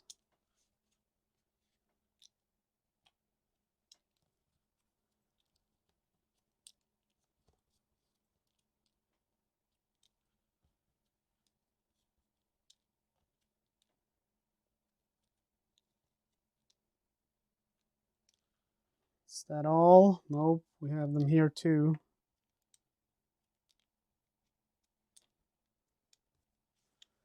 And that should be it. So we go to place units in opportunity fire, but all of them stay as they are. And then we go to squad transfers. Not going to happen this time. So we have scenario reinforcements, and we're now at the end of round 3. So finally, my guys are going to get 2 M10 tank destroyers. So I have a few options here, but it's already maximum of 2 units. Here we have a minefield. Here could be a good placement. Here could also be good. And then we have this one. I think I am going to place them here. Let me see. The thing is, we have this blocking terrain here. So the range of the M10 is 8. So maybe here would be smarter. 1, 2, 3, 4, 5, 6. So they have range from here. So I'll let them stay here. Okay, that's really good. I'm so happy to see those M10s finally. I'm feeling like I maybe can do this. We'll see. I'm really getting this area locked down with all of them mines. And then these guys can stand here and you shoot at whoever comes close. Okay, so let's see. This is getting really hot, so I'm gonna have to take a dip. So I'm stopped using tobacco, or I'm trying to stop. So I bought these Canna dips they have CBD oil in it. I don't know what that is. It's some kind of extract from hemp, whatever it's called. So it's not weed, but it's one of the active ingredients. It's not THC, it's something else that's supposed to make you a little bit calm. And I need that because these kind of games excite me too much. Okay, so last step, advance the round marker. So far, I gotta say, this has been very fun, but that is partly just because it's been going so good for me. Okay, so what should I do? I want to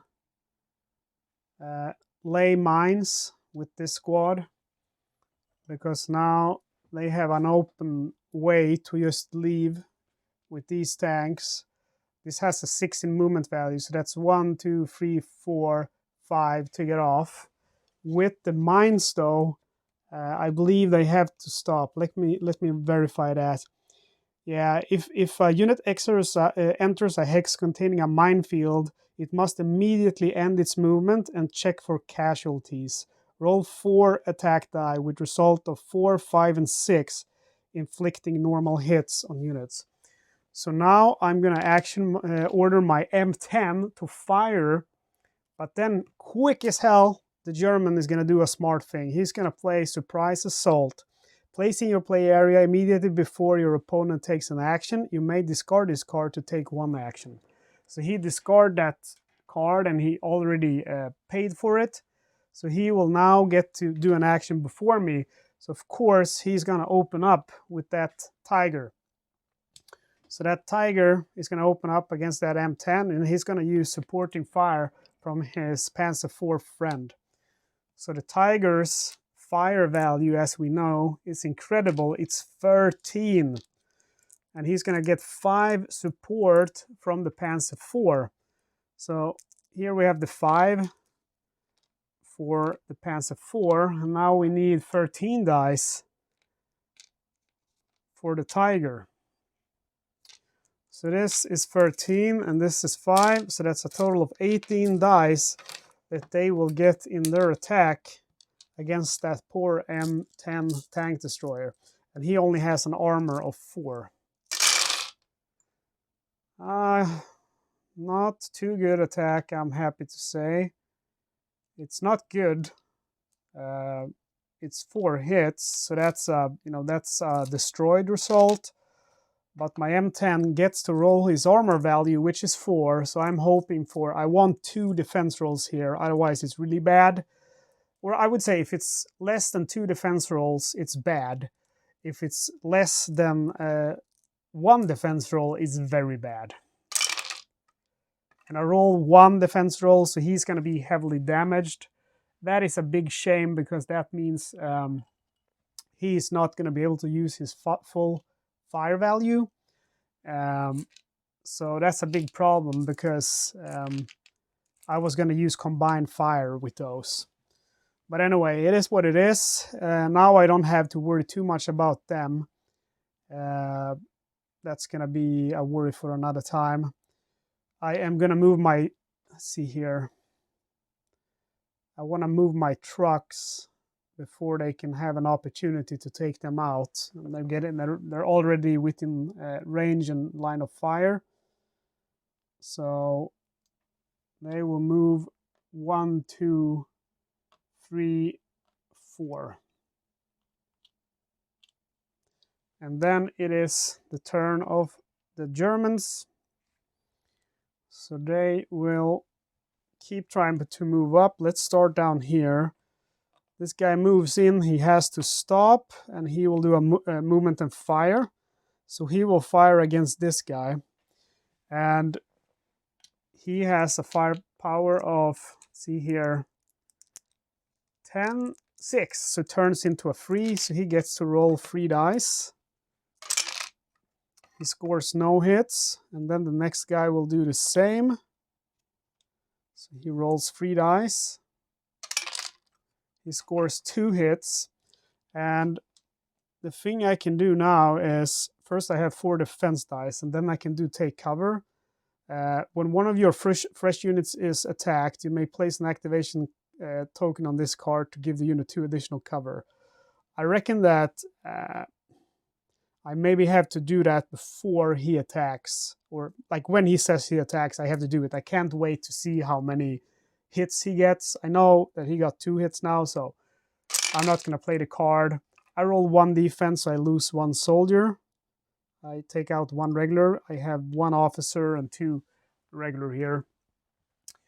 And then they have 1 more order to do. So I'll move in this tank and do the same. Fire with 3 on this squad. And he hits with 1. They have 4 defense.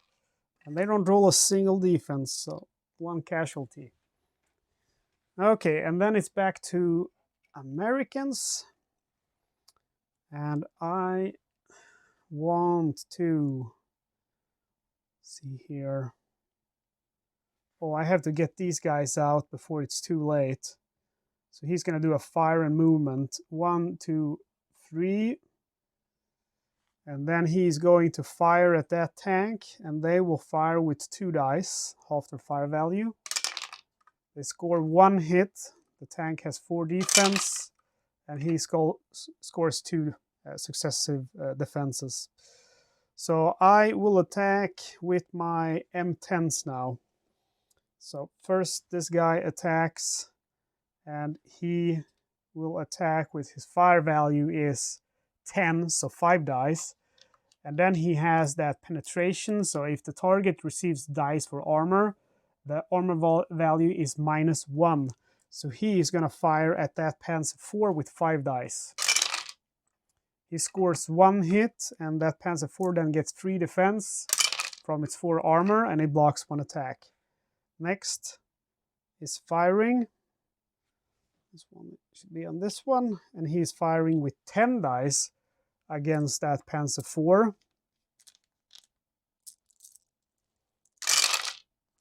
And he scores 3 hits, and the Panzer IV gets 3 defense. He rolls 1 defense, so he's only lightly damaged. Okay, and that's my order, so we go to the Germans. So they move in with the half track over here and fire at these guys, and their fire value, I always forget the half tracks, is 4, so it turns into 2. So they do 2 successive attacks, and they have 4 defense. Since they're close assault, they succeed with those 2 4s. And I score 2 defenses, luckily. And then we move in the next guy. He also does a fire and movement, so he will fire with 2 as well. He hits with 1 die. I roll 4 defense. And I don't score a single defense, so that's another 1 dead. Poor guys. And then they have 1 more unit to activate. So I'm going to move up with the next tank. And I'm going to move 1, 2, 3, 4. And it's back to my Americans. 3 orders. So I'm really going to have to stop them now, because now they're getting dangerously close. So I will... Question is if I should focus on killing tanks, or if I should focus on killing half tracks. Well, this one is already lightly damaged, so the ones that lightly damaged, I want to take them out. So I will order this guy to fire. So he will fire with 3 6 dice against that Panzer IV, and he will get 3 defense since he's lightly damaged. I need at least 2 successive or 1 successive hit. So I score 4 hits. He gets 3 defense. And he defends only 1, so that's 2 hits. So I got 4 hits. So that's 3 hits. So he's destroyed. So we managed to destroy our first tank. So that's good news. That gives us 1 victory point, so we're up to 10 now. 2 more orders, and I think, let's see here, I'm curious about whatever this guy has line of sight. Yeah, he has. So this guy will fire at that Panzer IV with 4 7 dice. He will only hit on a 5 or 6 though.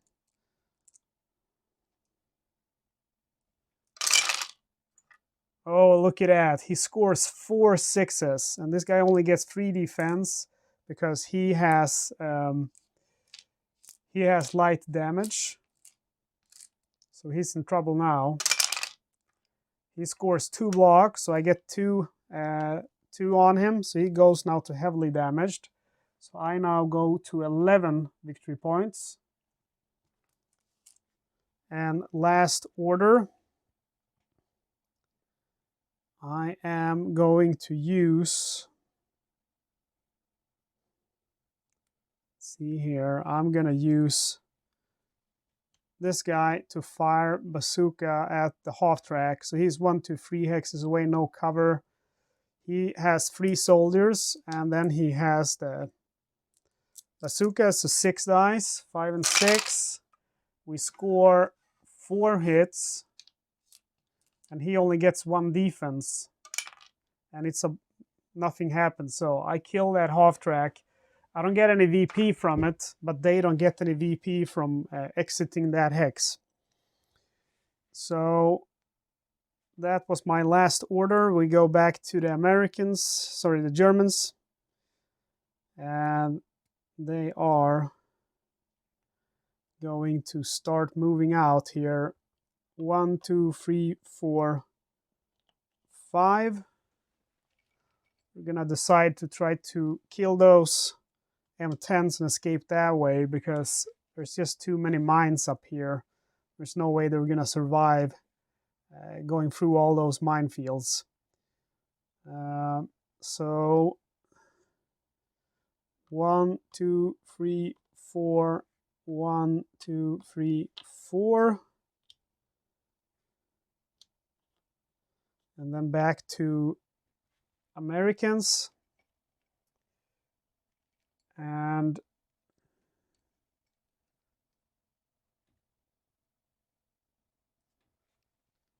I can't forget also I have 2 cards I can use, but this is really only useful in the beginning, so I'll use that in the beginning of the next round. So for my Americans, I'm gonna keep laying mines. So these guys are gonna move 1, 2, 3, 4. So they can lay mines there next turn. And then I'm gonna move this guy 1, 2, 3, 4, because that is also an exit hex. And then last guy is gonna move 1, 2, 3. He doesn't make it all the way. 4. And that's it. We go back to the Germans. So they will fire with this Panzer again. And his firepower is 6, which turns into 3 since he's heavily damaged. And he will fire at the infantry squad. And he scores 1 hit. They get 4 defense.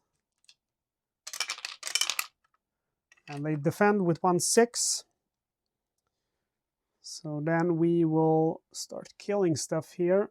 So this guy is gonna attack the Bazooka guy, and he has a firepower, let's see here, of 6 against infantry.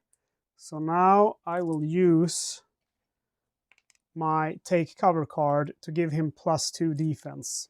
So he will roll 6 dice. He scores no hits. The take cover card can be used a total of 3 times. So that's my first time using it. Germans have 1 more order. They're gonna move the Tiger 1, 2, 3, a fire and movement. So the Tiger now takes opportunity fire from the machine guns. There's 2 machine guns, and they have an anti-tank firepower of 2. So I use combined fire, so I get to roll 3 dice. I score hits on 4, 5, or 6 since it's a close assault. And I roll 1 hit, and they're always guaranteed to block 1 hit, so it doesn't do anything. So he is going to fire also on the bazooka, and his firepower against infantry is 6, so he will use 3 dice.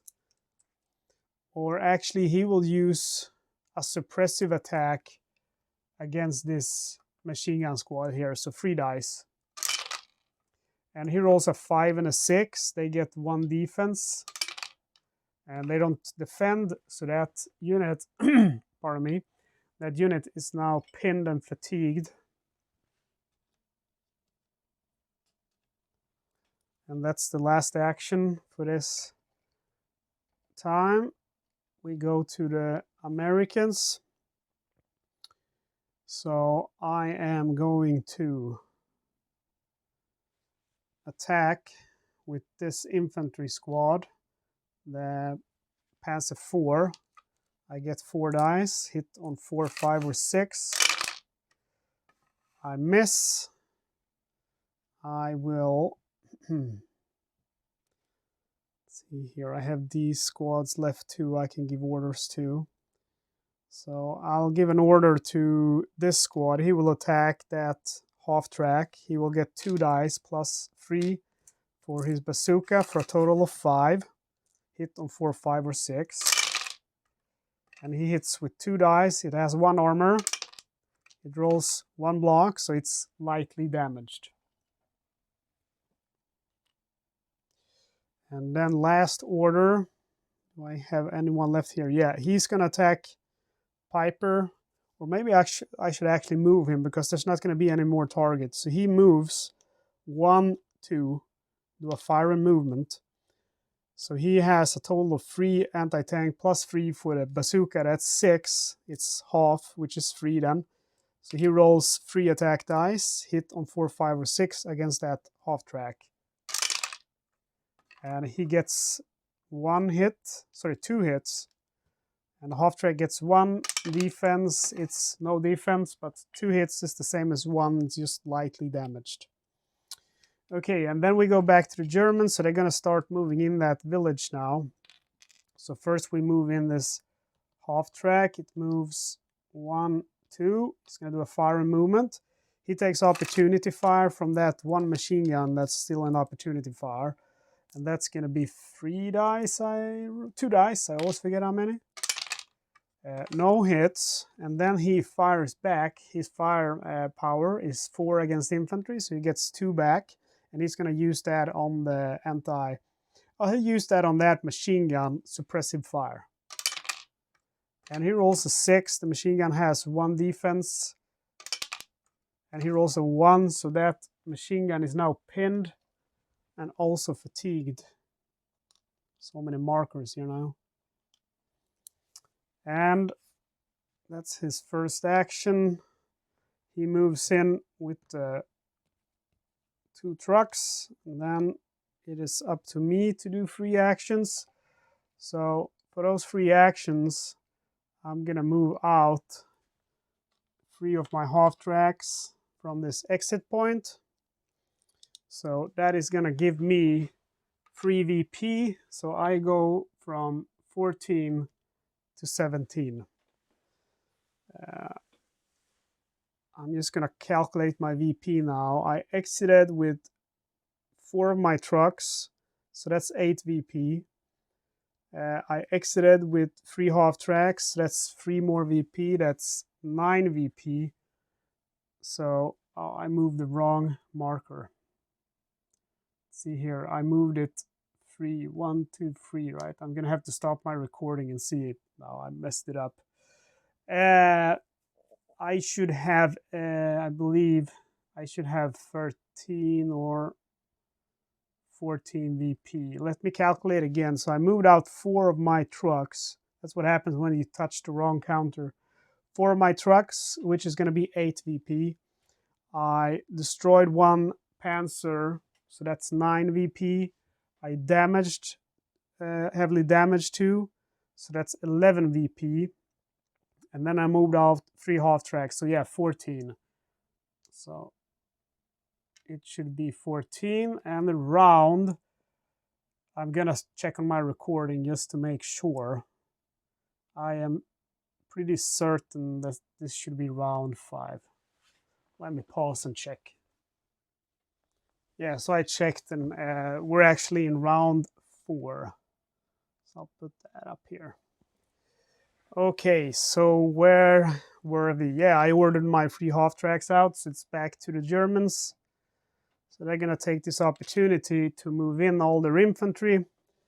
So these guys do a fire and movement, and the machine guns are suppressed. So they will do an attack now. They will fire with 3 dice, which they're 3 elite, so half their value is going to be 3 dice against. They'll do it against the machine gun. They hit with 2 dice and they get 1 defense. Manage to defend 1, so they take 1 casualty, 1 regular infantry. And then next squad does the same. So he will get 2 dice. He's 2 standard. And he scores no hits. And then next squad is going to move in. 1, 2, 3. And he attacks with 1 dice only. He scores 1 hit. The machine gun rolls 1 defense. And it doesn't manage to defend. So he takes 1 hit. And last order, he's going to move in this one. 1, 2, 3. And he will attack the machine gun with a total of, see here, 6. It's going to 7, 4 dice half down then. And round it up. Machine gun. And he scores 1 hit. The machine gun has 1 defense. He manages to defend, so the machine gun survives. Okay, back to the Americans. And I don't really have anyone to order now. Besides this half track. So I'm going to move out. With that half track, I go up to 15 VP now for my allied, and the Germans are still at 0 VP. So I moved out everyone except those 2 trucks. Okay, so there's only German units left, so they are going to move in. Also, I saw that I've been recording for almost 2 hours. Wow, it does not feel like that. I'm going to move in. See here. Probably smart to get into a place where I can fire. 1, 2, 1, 2, 3, 4. So in here. 1, 2, 3, 4. So in here as well. And they don't do fire and movement since heavy weapon teams can't do that. Okay, and that is the end of game round 4, or the action phase of it. So we go to the command phase. Oh yeah, I need to capture that point. They don't manage to capture any new points. So it's just the same. The Germans will receive a total of 3 command points. So they're up to 5 now. And then they will receive 1 more on their card. So they have 2 on their cards now.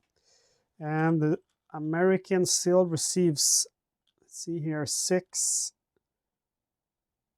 7.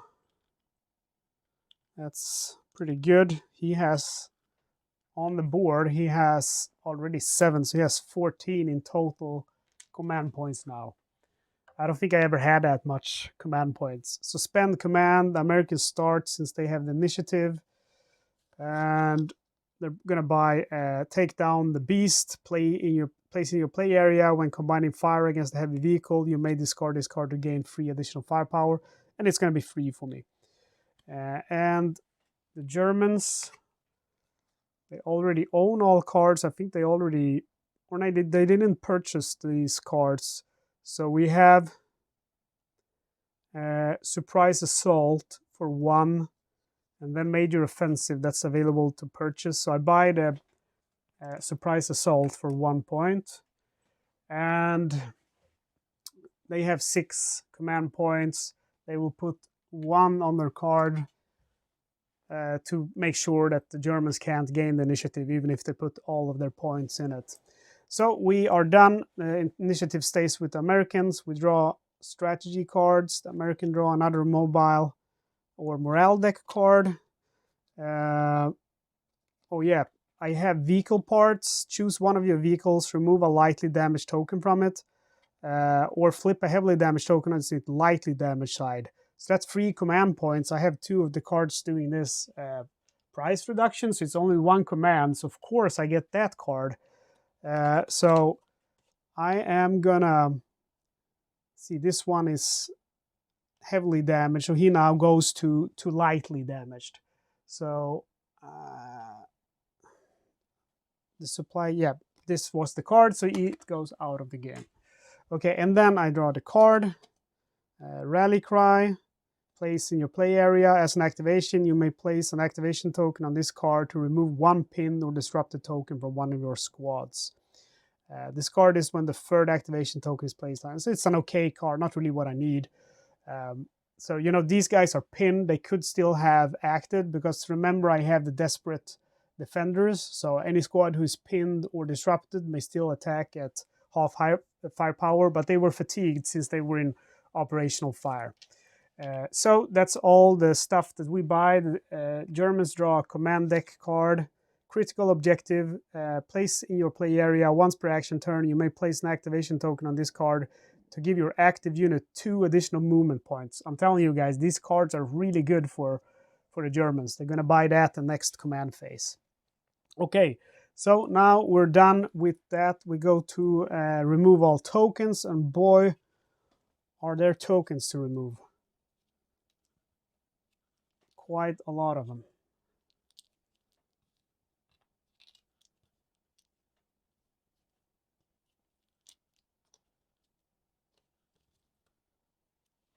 So I gotta say, this is a fun map, and we're gonna go into turn 5 now. So I feel like, you know, I've been pushing pretty hard with the Germans. I have, for most parts, I have moved every turn, and they're still not close to the exit. These guys are getting closer, but it's closed off because, of course, they can't move into a hex where there's a unit, an enemy unit.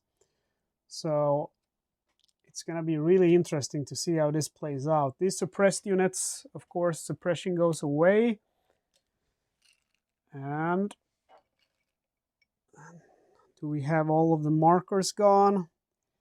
Yeah, this map is now, I could use this as I used to have whatever I want here, cards or whatever, because this area is abandoned now. So we go to the next turn. We are now in turn 5 out of 7. So more than half the game is played, and this is going to be quick now because we don't have as many units on the board. So Americans get to act first, and the Germans, they have these cards now they're going to use. They have this play immediately before opponents take an action. You may discard this card to take 1 action. So he discards that card, of course, to get to act first. And again, he's going to attack my M10. So you know the firepower of that Tiger. It's 13. So I'm going to basically, he's going to stay there. He's not even going to move. He's going to go for his full firepower value. So that's 10 plus 10. 3, and then he's going to use, oh, he can't use supportive fire. He could use supportive fire by another Tiger or this Panzer 4, but I just feel like that's overkill. You know, he's likely to kill that M10 with this. So here we go. Reroll those that landed on top. Okay, so he scores 3, 4, 5, 6 hits. So he's pretty much as good as dead, unless he rolls a 5 and 6 with all his free defense dice. And he rolls 1 defense, so that M10 is now destroyed. So that's bad news for the Americans. Okay, now I have to quickly do something here because they're gonna move in and they're gonna kill me. So I am gonna lay mines. More mines. We need much more mines. This guy is gonna lay mines here. And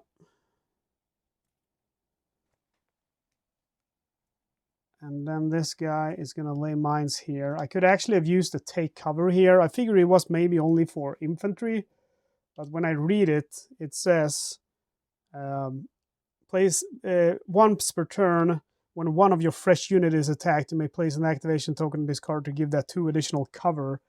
I figured it was only infantry. If I knew that, I would have used that on this situation, but it is what it is.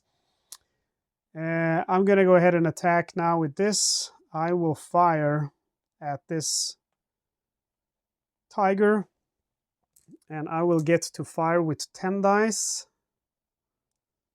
So let's hope that we roll good now. I feel like it's crucial that we roll good now. If we don't roll good now, it's going to be a real problem.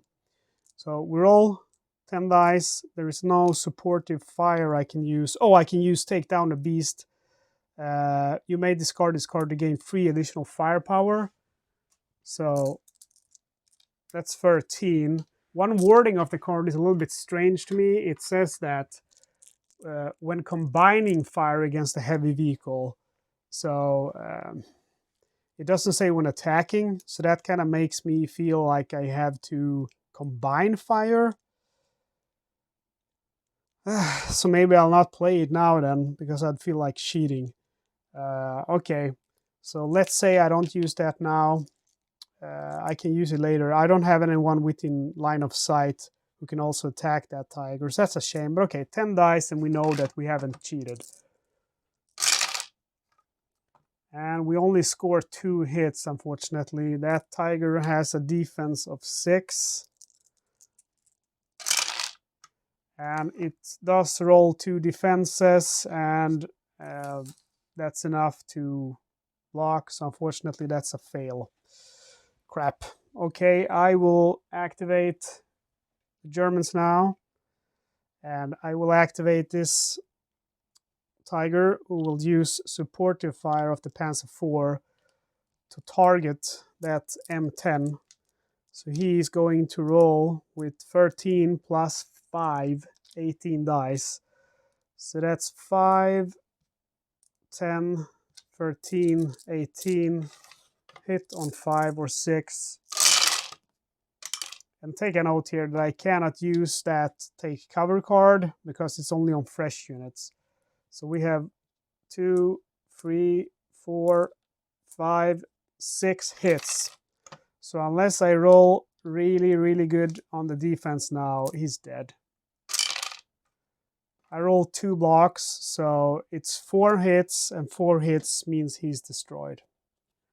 Now that's a real shame, because now I don't really have anything to stop those tanks with. Okay. That's one action, so I have 2 more.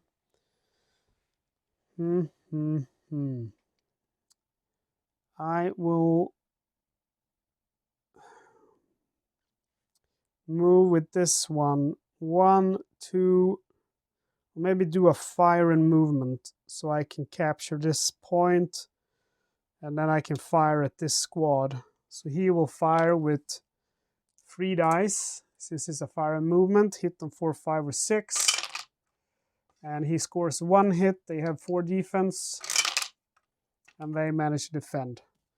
Last one, I do a fire and movement with this one, and he will fire at that one. So I use take cover now, so he will get 6 defense. But first we do the attack, 3 dice. He scores 2 hits. I get 4 defense plus 2 for take cover. And I score 3 defenses, so I'm safe. And that's it. We go to the US. And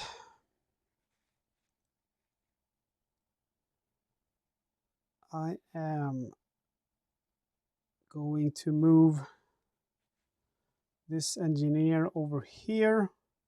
Or I'll wait with that. It's better to engage these troops while I'm within line of sight. So I'll use this guy first to attack that damaged half track. Or I'll start with this guy doing that attack. So he's going to get 3 dice plus 3. So that's 6 against the half track. He scores 1, 2, 3, 4 hits. The half track doesn't have a defense, so it's destroyed. So while that doesn't give us any VP, it stops them from getting any VP from that unit. Next guy attacks this half track, and he will get 7 dice to attack with because of his bazooka. And he managed to score 3 hits. That's a pretty good deal. 1 defense, and he manages to defend. So that becomes a light damage, unfortunately. I wanted a heavy damage, so he's only lightly damaged. Last order. And I'm just gonna look up tank traps in the rules. It gives tank traps give squads in the same hex 1 cover, so only squads, not vehicles. Okay, so we go up here. We need to. There's a real big problem brewing up here. Let's use our bazooka squad here to fire at that Panzer IV. So he will get 3 plus 3, so that's 6 dice. And the enemy will use this action card now, which is you may take... Oh, that's the wrong one. He's going to use... Oh, they already used that card, which makes them able to act first. Okay, so I get to shoot with 6 dice against that Panzer IV. I score 2 hits, and he will roll 4 defense. And he rolls 1 defense, so he's lightly damaged. And that, let's see here where my activation tokens are. Oh, I already put it in. Okay, so it's, or put it on. It's the Germans' turn, so they will start attacking up there. I forgot to do this squad transfer, so I simply do it now, but I moved in that squad to be able to do that squad transfer. So he attacks with that squad first, and he attacks this normal infantry squad. Or maybe we should do an assault now. I think that makes more sense. So he will do an assault with the support of these 2 squads. So they're going to have a ridiculous number of dice. First active squad is going to have 8 dice.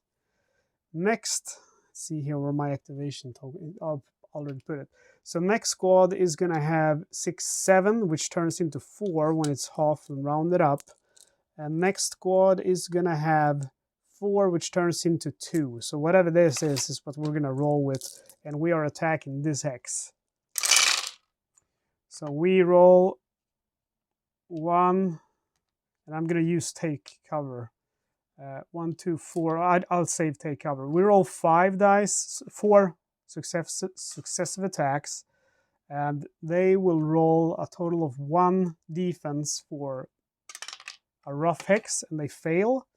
The attack they will do back is 4 for the standard infantry, and then for the machine gun we will get 3 dice. And we also hit on a roll of 4, 5, or 6. And my attack sucks. I only hit with 2, so they win the assault. I have to take 4 damage, so I'll kill these 4 guys, 4 standard infantrymen. And let's see here. That's the 4 hits they did. So they don't gain the hex since this guy survives. Oh, actually he has to retreat. But they have to take 2 hits. So these guys take 2 hits. These guys have to retreat. I will stop up here, retreat up there. So 2 hits to that infantry squad. And these fresh units that supported the attack, they will also move in. And that's 1 order. And they should become fatigued as they move in, so I'll keep them out. I don't move, but I think since they supported, they have to be fatigued anyway. So let's go ahead and move in. And we have 2 more orders to do for the Germans. And I'll attack with See here, I'm pretty certain this guy has not been activated. It's probably a marker I accidentally put on there. So we attack with the Tiger. He will attack the Bazooka squad, and he has a 6. So I now use take cover the last time, so I remove that card from the game, giving that guy 1 additional cover. So your Tiger attacks with 6 dice against Bazooka squad. He scores 2 hits. Bazooka squad gets 1 cover from rough terrain plus 2 for take cover. He rolls 1 defense, so he only loses 1 soldier.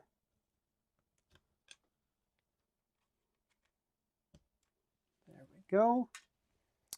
And 1 more action. We activate the Panzer IV, who will fire at the same squad. He will also fire, let's see here, 6 dice. Yeah, he has the same firepower against infantry. He will hit on a 5 or 6. He hits a lot of hits, so he doesn't, let's see here, 1, 2, 3 hits, and he only gets 1 defense. So even if he gets that defense, he's dead. So we simply remove that. So they killed my first Bazooka squad. That is kind of bad, running out of anti-tank units. So we go over to the Americans again, and see here which one I want to use first. First of all, the guy who retreated from that assault, I'm a little bit unsure about if when you retreat you have to fatigue. As I remember it, they don't have to do that. Let's see here. The defender must retreat to.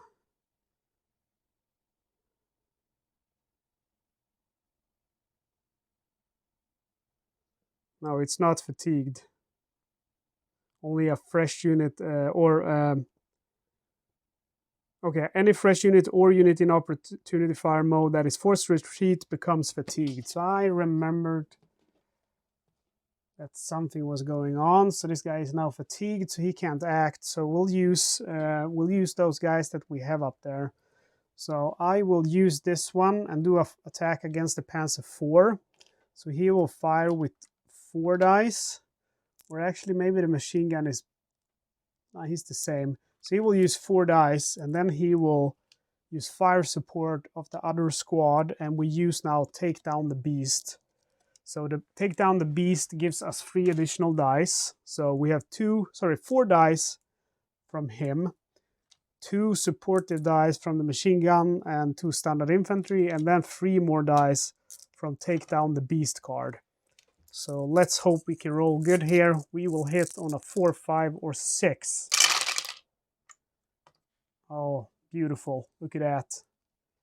We scored 1, 2, 3, 4, 5, 6, 7, 8 hits, and he only has 3 defense since he's lightly damaged. He scores 1 defense, so he takes 7 hits. I should have targeted the Tiger. So that Panzer IV is now killed. And that's going to give me 1 more VP. So I'm now at 16. And I have 1 more order to do. And I'm going to use that down here. This guy is going to target that lightly damaged half-track. And he's going to target him with 5 dice. 2 from the standard infantry, 2 of them, and 1 from the bazooka. I hit with 3 dice. He doesn't get defense actually, so he's destroyed. Again, I don't get any victory points for doing that, but they can't get any VP from him. I think they are down to, let's see, 2 for each tank. That's 4, 8, 10, 12. And then, of course, they're probably going to get the VP from the trucks, but I think it's going to be hard for the Germans to win now. Okay, so that was my last action, right? Let's see here. I used 2 up there, 1 there. I should have I'm a little bit uncertain, but I think I have one more action. So I'll simply move the engineer squad to that exit hex so I can lay mines next turn. And I will activate the Germans. So next half tracks goes here, does a fire and movement. So he attacks with 2 dice against that infantry squad. He scores 2 hits. They have 4 defense, being in an entrenched in woods. And they score 2 defense, so they're good. Here we have this guy who's going to fire. He's going to do a fire on that machine gun with 4 dice. He hits 2 times. Machine gun doesn't have cover, so he's killed. And then we have one last action, so let's activate these 2 machine gun squad members. They're firing at this machine gun, so they have a fire value of 8 together, since German machine guns have 4. So that's a really high attack, and they fire a suppressive attack against him. So they score 2 hits. He has 1 defense from being in rough terrain. He doesn't score, so he's pinned. And then it's back to my Americans, and I will move out with these 2 trucks. Boop, boop. And again, trucks that leave is going to give 2 VP. So let me just confirm that. Yes, 2 VP for the trucks. So that's a total of 4 VP. I go from 16 to 20 VP now. It's really hard to. This only has a 10 side, so I don't know how to remember that I have 20 VP. That's going to be hard to remember. Let me put one more marker on it just to remember it. So this means now it's taken 2 turns on the 10. And the trucks are removed from the game. So I have 20 VP, and I have one more action to do, and I'm going to do that with this squad member, or this squad. He's going to fire at the half track. He has 2 standard infantry for 2 anti-tank, and 1 officer for 3, plus 1 bazooka for a total of 6. I could fire at the tank. He's adjacent, so I'm going to hit him 4, 5, or 6. I think that's a better option. So I'll fire at that. I'll fire at that first tank. 4, 5, and 6 are hits. I score 3 hits. He will have 4 defense. Actually, see here, he's on a bridge, so he will get plus 1 defense on a bridge. Okay, let's just say I fire at that guy with on the tank traps. So I scored 3 hits. He blocks 1. It's 2. That's a shame, because then he's only lightly damaged. Otherwise, it would have been heavily damaged if he didn't roll that defense.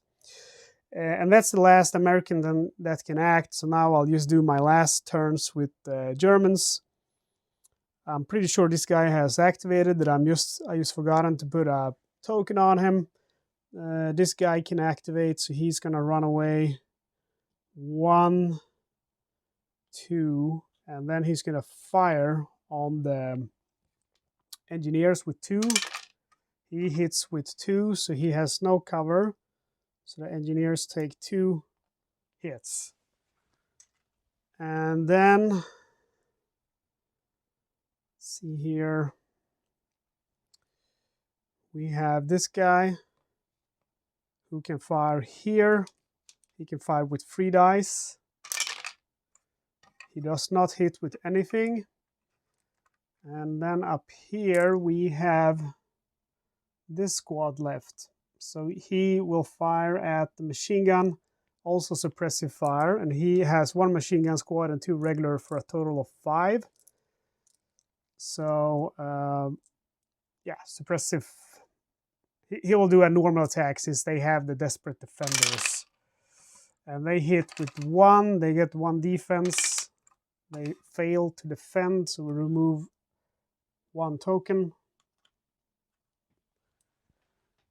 And that's the last squad that can, I don't want to move in the trucks so they can shoot at them. So I'll do that in the next round, because then we only have 2 more rounds, so they need to get up there. That's 2, so they're gonna need like to be 1, 2, 3, 4. Let's see, their movement points are, yeah, only 4. So they're gonna need to be standing here in the next turn to be able to get here the last turn. Okay, that's the end of the action phase then. I've ordered all of the units, so we go to command phase. The Germans capture 1 objective here from the Americans and receive command points. So the Americans now receive, let's see, 2, 4, 5. Let's see here, 2. Okay, they capture 1 more point, because I knew there was a point here. Yep, it's here. So they capture that point, but they don't gain anything from that point. They just stop me from getting anything from that. So let's see here. I will get 1, 2, 5 points, and they will get 1, 2, 3, 4 points, plus 1 on the command card. So I just give them a 5 and put 1 of their 1s there, and they will buy the critical objective card for 2 points.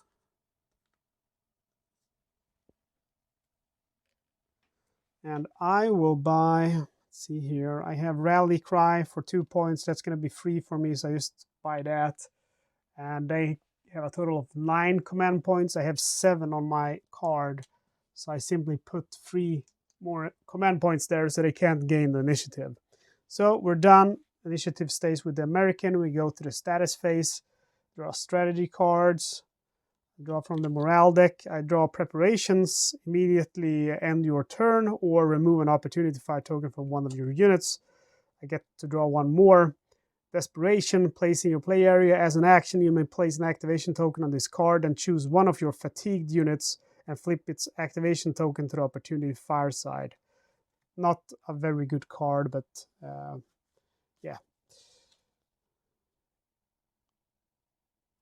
Okay. And the Germans already did what they wanted. They should draw a card of command deck. Heroic leadership. Choose on hex. Remove all pinned and disrupted tokens from friendly squads in the selected hex. If an officer is present in the hex, this also affects all friendly squads in an adjacent squad. And they get to draw 1 more card. And they draw critical objective. Placing your play area once per turn, you may place an activation token on this card to give your active unit 2 additional movement points. And they already have 1 of those cards purchased. Okay, and they should actually get 2 command points on that card, since they have 2 rapid mobilization. So now we're done. We only need to do, there's not going to be any squad transfers, no reinforcements. We are going to remove tokens though, and there is still quite a lot of tokens, even though we have only about half of the starting units left on the board. But it's coming to an end now. We're in the second to last scenario. This guy goes from pinned to normal status. And the last thing to do is to move the round turn tracks. We go to round 6 now, 6 out of 7. Again, the Americans start. And there's no cards that these guys can use.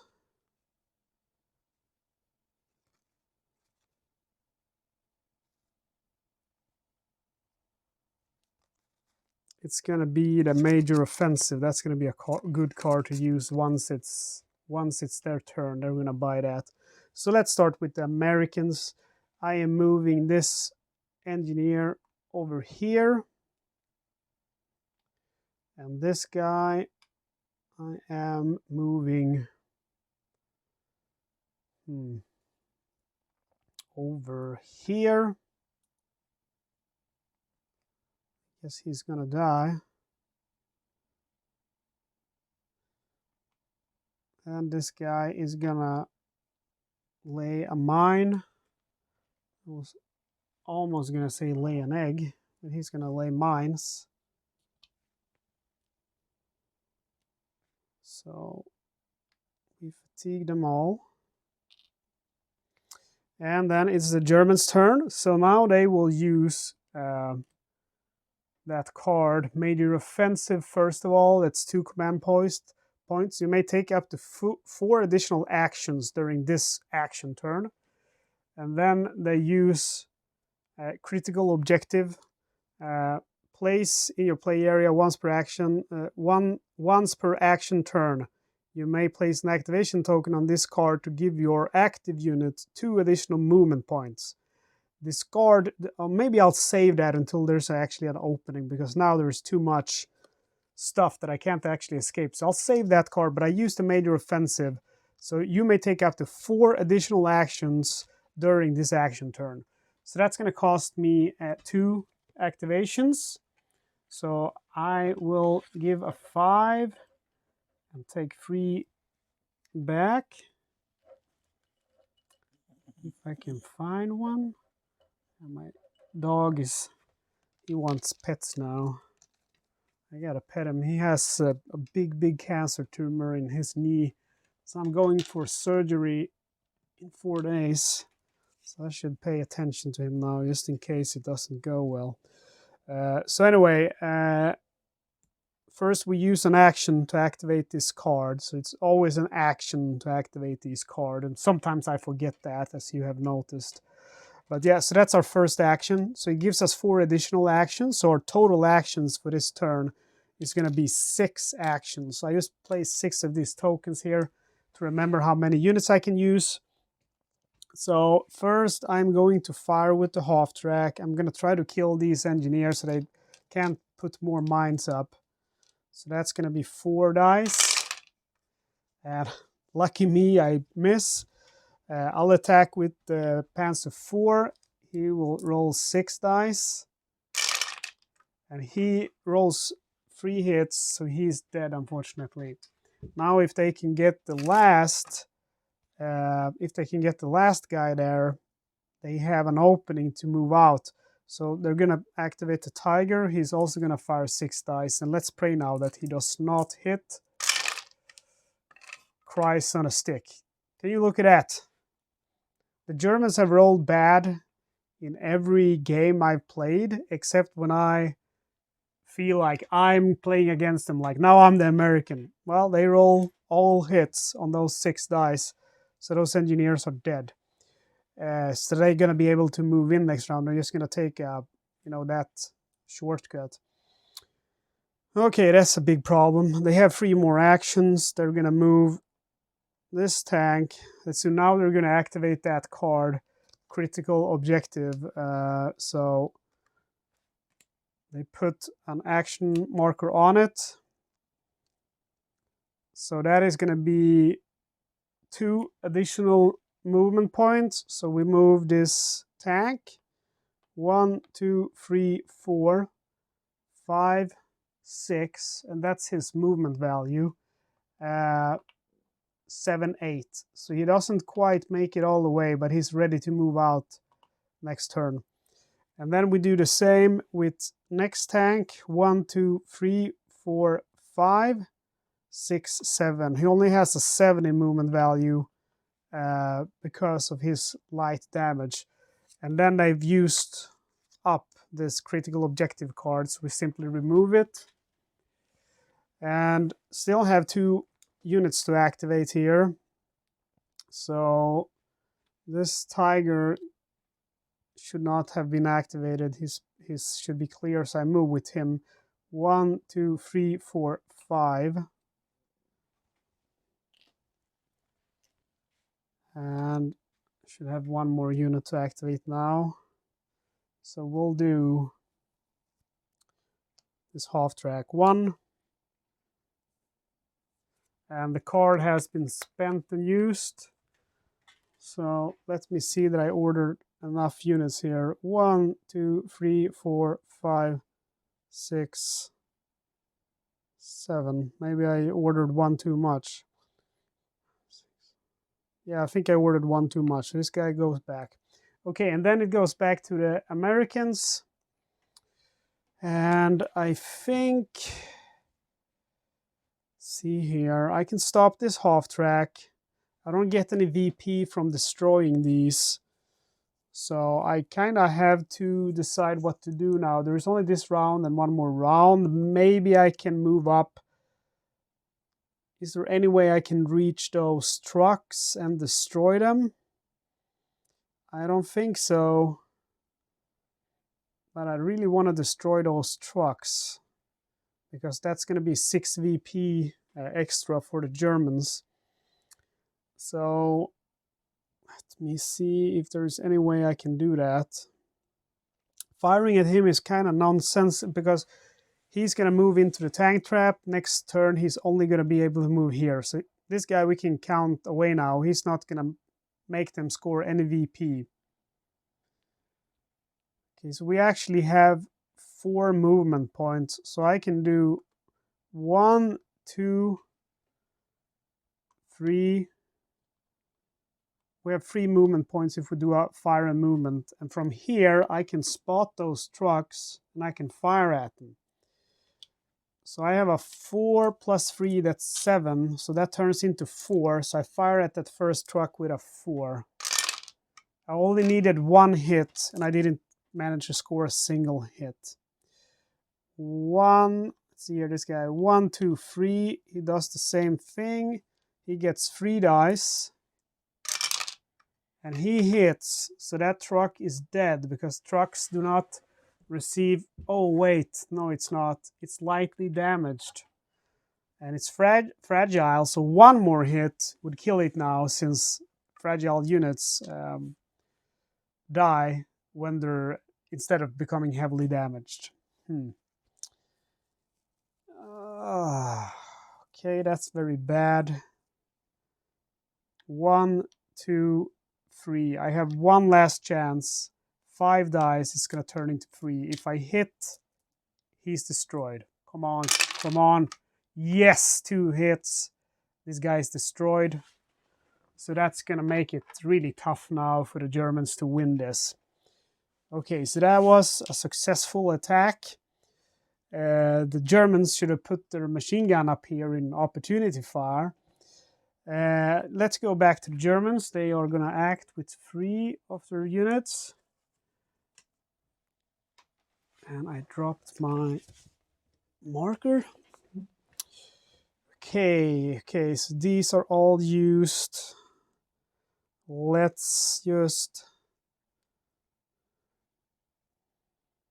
use the Tiger. He's going to try to kill this. He will try to kill the machine gun. Or maybe let's use the Tiger. He will try to kill the machine gun squad. He rolls 6 dice.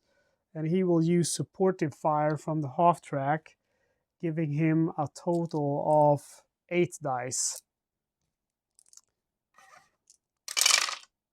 And he rolls 2 hits. He would have rolled hits on all of these if he didn't use combined fire, by the way. 1 defense, and he manages to defend.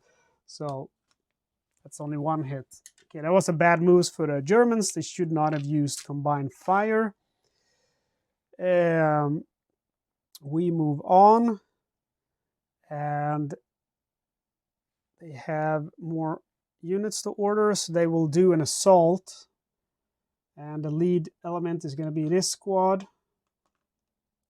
He will do an assault against this hex, and he will have 7 dice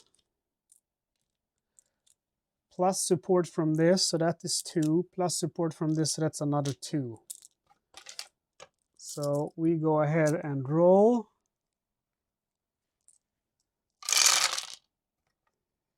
So they roll a lot of hits. 6 hits, and I will roll, let's see here, 4 from the standard infantry, 3 of them and 1 officer, and 3 from the machine gun. And I roll 4 hits. So they have 1. I do get 1 defense though from being in rough terrain, but it's a 1. So I have to take 4 hits. I take it to the machine gun. I get 1 more defense, by the way. I have a medic. Okay, so I'll remove the machine gun. Or maybe let's see here. I have to kill all of them. They get 6 hits. So yeah, I have to remove all of these. So we remove them. And the Germans have to take 4 hits. So they will take it to that lead element. So those 4 die. And they choose to enter. So they get their... they're fatigued. And we remove that squad that dies from the assault. And then on the last order, we move this one, 1, 2, 3, 4. Okay, and then we have our Americans again. I am going to do a fire and movement with this squad. So I move here. And his firepower is, let's see here, it is 1, 2, 3, 6, which becomes 3 then. I'll fire at... I guess it's smarter to fire at the half track. I'm more likely to kill it. I score 1 hit, and it's enough to kill him because... Or actually, he becomes heavily damaged. But he's still not going to get any VP from that guy. And that is the last one I can order. So now it's all going to be the Germans. So this guy is moving here. He does a fire and movement. He fires 2 dice at those infantry. He doesn't hit. This Tiger fires. He has his fire value against infantry is 6 + 2 because he's an ace. So that's going to be 8. So he gets 4 dice. He attacks that squad with 2 infantry left. He scores 1 hit. He has no defense there, so he has to take that hit. And finally, we have up here. So the machine gun is moving in here to capture the point. And this machine gun is moving up here. So next turn, let's see here, he moved 1, 2, 3, 4. So next turn I can use the opportunity fire to make sure those infantry don't get up there. And that is the end of action phase. Let's go to the last turn. Before we do so, determine objectives. So the Germans now, they capture this point. And this guy could also act, but he doesn't have line of sight. Oh, he has line of sight to the engineers. So let's act with him just before we end. He has a firepower of 6, turns into 3 because he's heavily damaged. He scores 2 hits on those poor infantry engineers. So they take 2 hits. And now it's the end of that. So determine control. They capture those areas. I'm running out of areas. So receive points. They don't get any points for those areas. But they do get points from these. So 3. I'm running out of 1s here. And then they receive 2 points on their initiative card. They already have 6. So they will put a 5 and a 1. And then I receive 2 points for having this area left. So spend points. I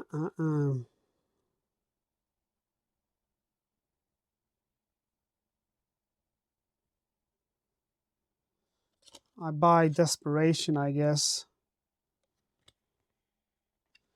for 2 points, and then I use my last points, which is 10, 14, to put on my initiative card. So it's impossible, like 25 points or something there. The Germans buy this critical objective once per action turn. You may place an activation token on this card to give your active unit 2 additional movement points. That's going to do him very good. So he pays 2 points for that. And the desperation I should have gotten for free since since I have those supply cards, so I'll just give myself 2 here on the initiative card. It really doesn't matter. And that's it. We draw strategy cards. I draw from the morale deck. Place up to 2 concealed squad markers and 2 friendly squads located in the same hex and the same one. So 2 go to ground, and the Germans are now out of the cards from the command deck, so the ground support. Reconnaissance, look at the top 3 cards of any of your opponent's strategy card decks, and that's not going to be useful to him since this is the last turn now, so we're not going to draw any more cards. Remove tokens, so one last time we do that. That's the only boring part of this game, is removing tokens.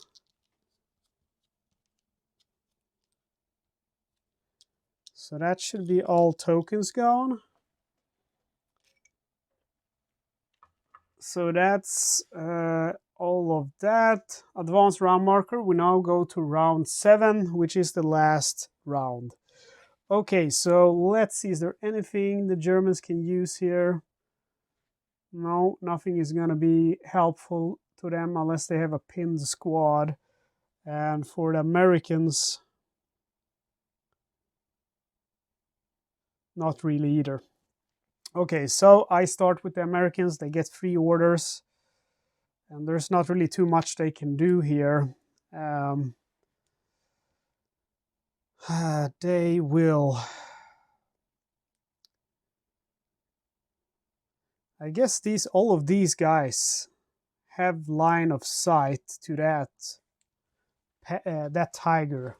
So if they were to be really lucky, they could probably make him heavily damaged. If they were really lucky. Let's do it. I'll fire with this guy, and then I'll do a concentrated fire, so I get support from all of them. So his fire value is 1, 2, 3, 4. His fire value is going to be 7. And then this guy's is going to be 4, so it becomes 2 dice. And this guy is going to be 3, 4, 5, so it turns into 3 dice. So, I mean, these are quite a lot of dice. If I'm really lucky, I could perhaps make him heavily damaged. Let's try. Well, it's not going to happen, guys. We got 3 hits, and he will have 6 defense. So he defends against 4 of those 3 hits, and 1 is an automatic upgrade. So yeah, it was a nice try, but we didn't even make him lightly damaged. I am activating this unit to move 1, 2, 3. Effectively blocking them from escaping, so they're going to have to do a fire and movement to get out. And then I put a fatigue marker on him, and then I use my last card here, which is Desperation. As an action, you may place an activation token on this card and choose one of your fatigued units and flip its side to the opportunity fire. And I put it on the opportunity fire. See here, discard this card when the 3rd activation is placed on it. Okay, and then it's the Germans' turn. So they want to escape, of course. So they go bloop out with this one as their first action. And that gains them 2 VP. And then this guy is going to attack. He's going to not do a fire and movement, but actually attack to make sure that he kills them. Because otherwise they're not going to have enough movement points to move out. Or maybe I could, with the critical objective, I could perhaps... Nah, he's just going to attack. So 6 dice. And he scores 3 hits, and there's no cover, so this is dead squad now. He becomes fatigued, and we have 1 more action to do. So the tiger activates 1, 2, 3, 4. He's out of there. So that's another tank. They're now up to 4 VP. And that should be the last action. So we go to Americans, and they only have 1 unit left. They have this little squad left. he is going to try to make that Panzer IV stop. So he is rolling with 3 for the Bazooka, 1 for the officer, and 2 for the standard infantry for a total of 6 dice. So it's not very likely to happen. They score 3 hits, unless that guy rolls a defense now. He rolls 1 defense, so the 2 hits. Unfortunately, it doesn't make him heavily damaged, but it gives him damage, so 1 less movement point. 1, 2, 3, 4, 5. So that's not going to make him able to move out. So that's going to rob them of 2 VP. That's the last unit I have. So it's all up to the Germans now. So the only card I have that is going to be able to use them is the critical objective. They can use that 3 times to get 2 more movement points. So first we have this one. He doesn't need it. Oh, he's fired. But this one, he will get it. So he goes from 5 to 7. So 1, 2, 3, 4, 5, 6. So that gives them 2 more VP. They're up to 6 now. And then we use it on this guy. So he has only 5 movement points. That's 6 minus 1 for being lightly damaged. So it turns into 7. So 1, 2, 3, 4, 5, 6. So they managed to move out with that tank as well using that card. So they now go to 8 VP. And then we have this half track. 1, 2, 3, 4. This can't move. He's heavily damaged. Same for these. This can move, but it's 1, 2, 3, 4. This guy can also move. 1, 2, 3, 4. And then finally they move in the truck, which gives them 3 VP. So they go up to 11 VP. But as the Americans, I have 20 VP. So I beat them really, really hard. Wow. I'm going to read the objective rules here. So the Germans are going to get 2 VP for each tank that moves out. And they must exit a minimum of 5 VPs in units. And 4 of those must be tanks. The half tracks will get 1 VP for moving out and didn't manage to move out with a single one. And the Opel Blitz get a 3 VP if it reaches the VP area by game round 6. But we're in game round 7 now. So they don't get 3 VP for that. They get 1 VP. So they're not at 10 or 11 or whatever it was. Minus 3, 7. So they should be at 8 VP. So that's 20, either 8 or 9 VP. Let's say 9 years, for it doesn't matter. Because I'm at 20 VP. Okay, so I actually win once with the Americans. That's really awesome. I thought this was going to be, I thought I was going to lose because of how many tanks they had. So they only managed to actually leave with 4 tanks, and that's it. And then they managed to get 1 truck up here, but far too late.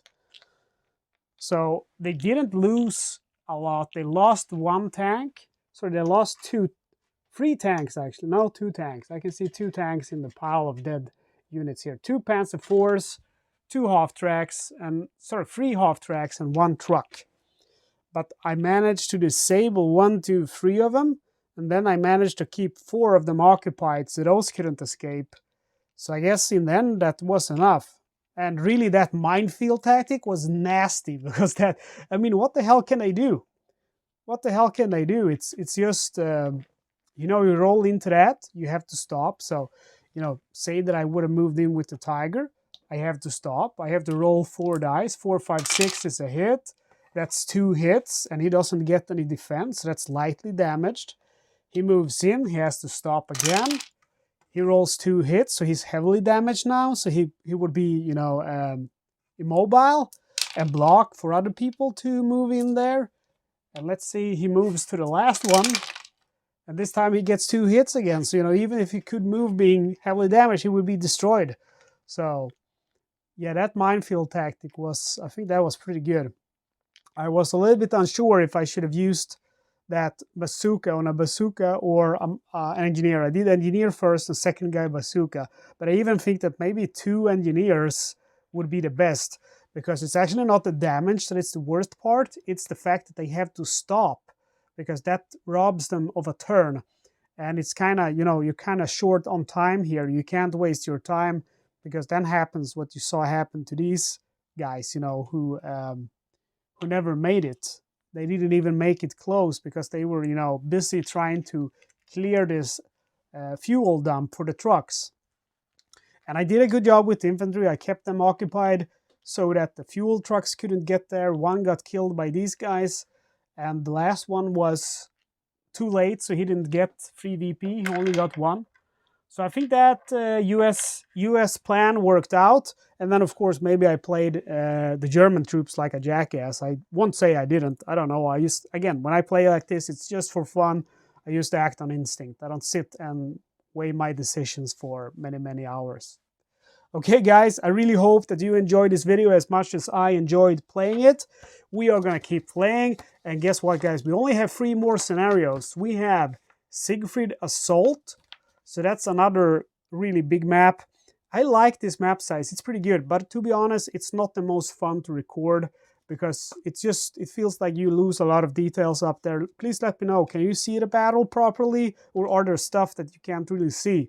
Anyway, it's also 12 maps. Then we have 2 more scenarios, and both of them are small. So this one is Chain of Command, only 4 map panels. And next one is Breaking the Line, only 4 map panels. And after that, we have completed the game. Well, this has been very fun. I never thought I would find so much enjoyment in playing two-handed a multiplayer game, but I do. It is really fun. It's a really good way to learn how to play and memorize the rules. And I'm doing it also in preparation of playing with my friends once I meet them. So I'm going to be able to not have to browse the rules all the time, but actually play automatically. Thank you for watching. I hope that you take the time to like the video and give me a comment. Subscribe so you don't miss out on my other content. If you want to help me out a little bit extra, you can become a supporting member of the channel. That costs $2.99 a month. You can also do a one-time donation with PayPal or YouTube Super Thanks. PayPal, you can find my address in the video description. And with YouTube Super Thanks, you just press YouTube Super Thanks. Okay, I hope to see you next time.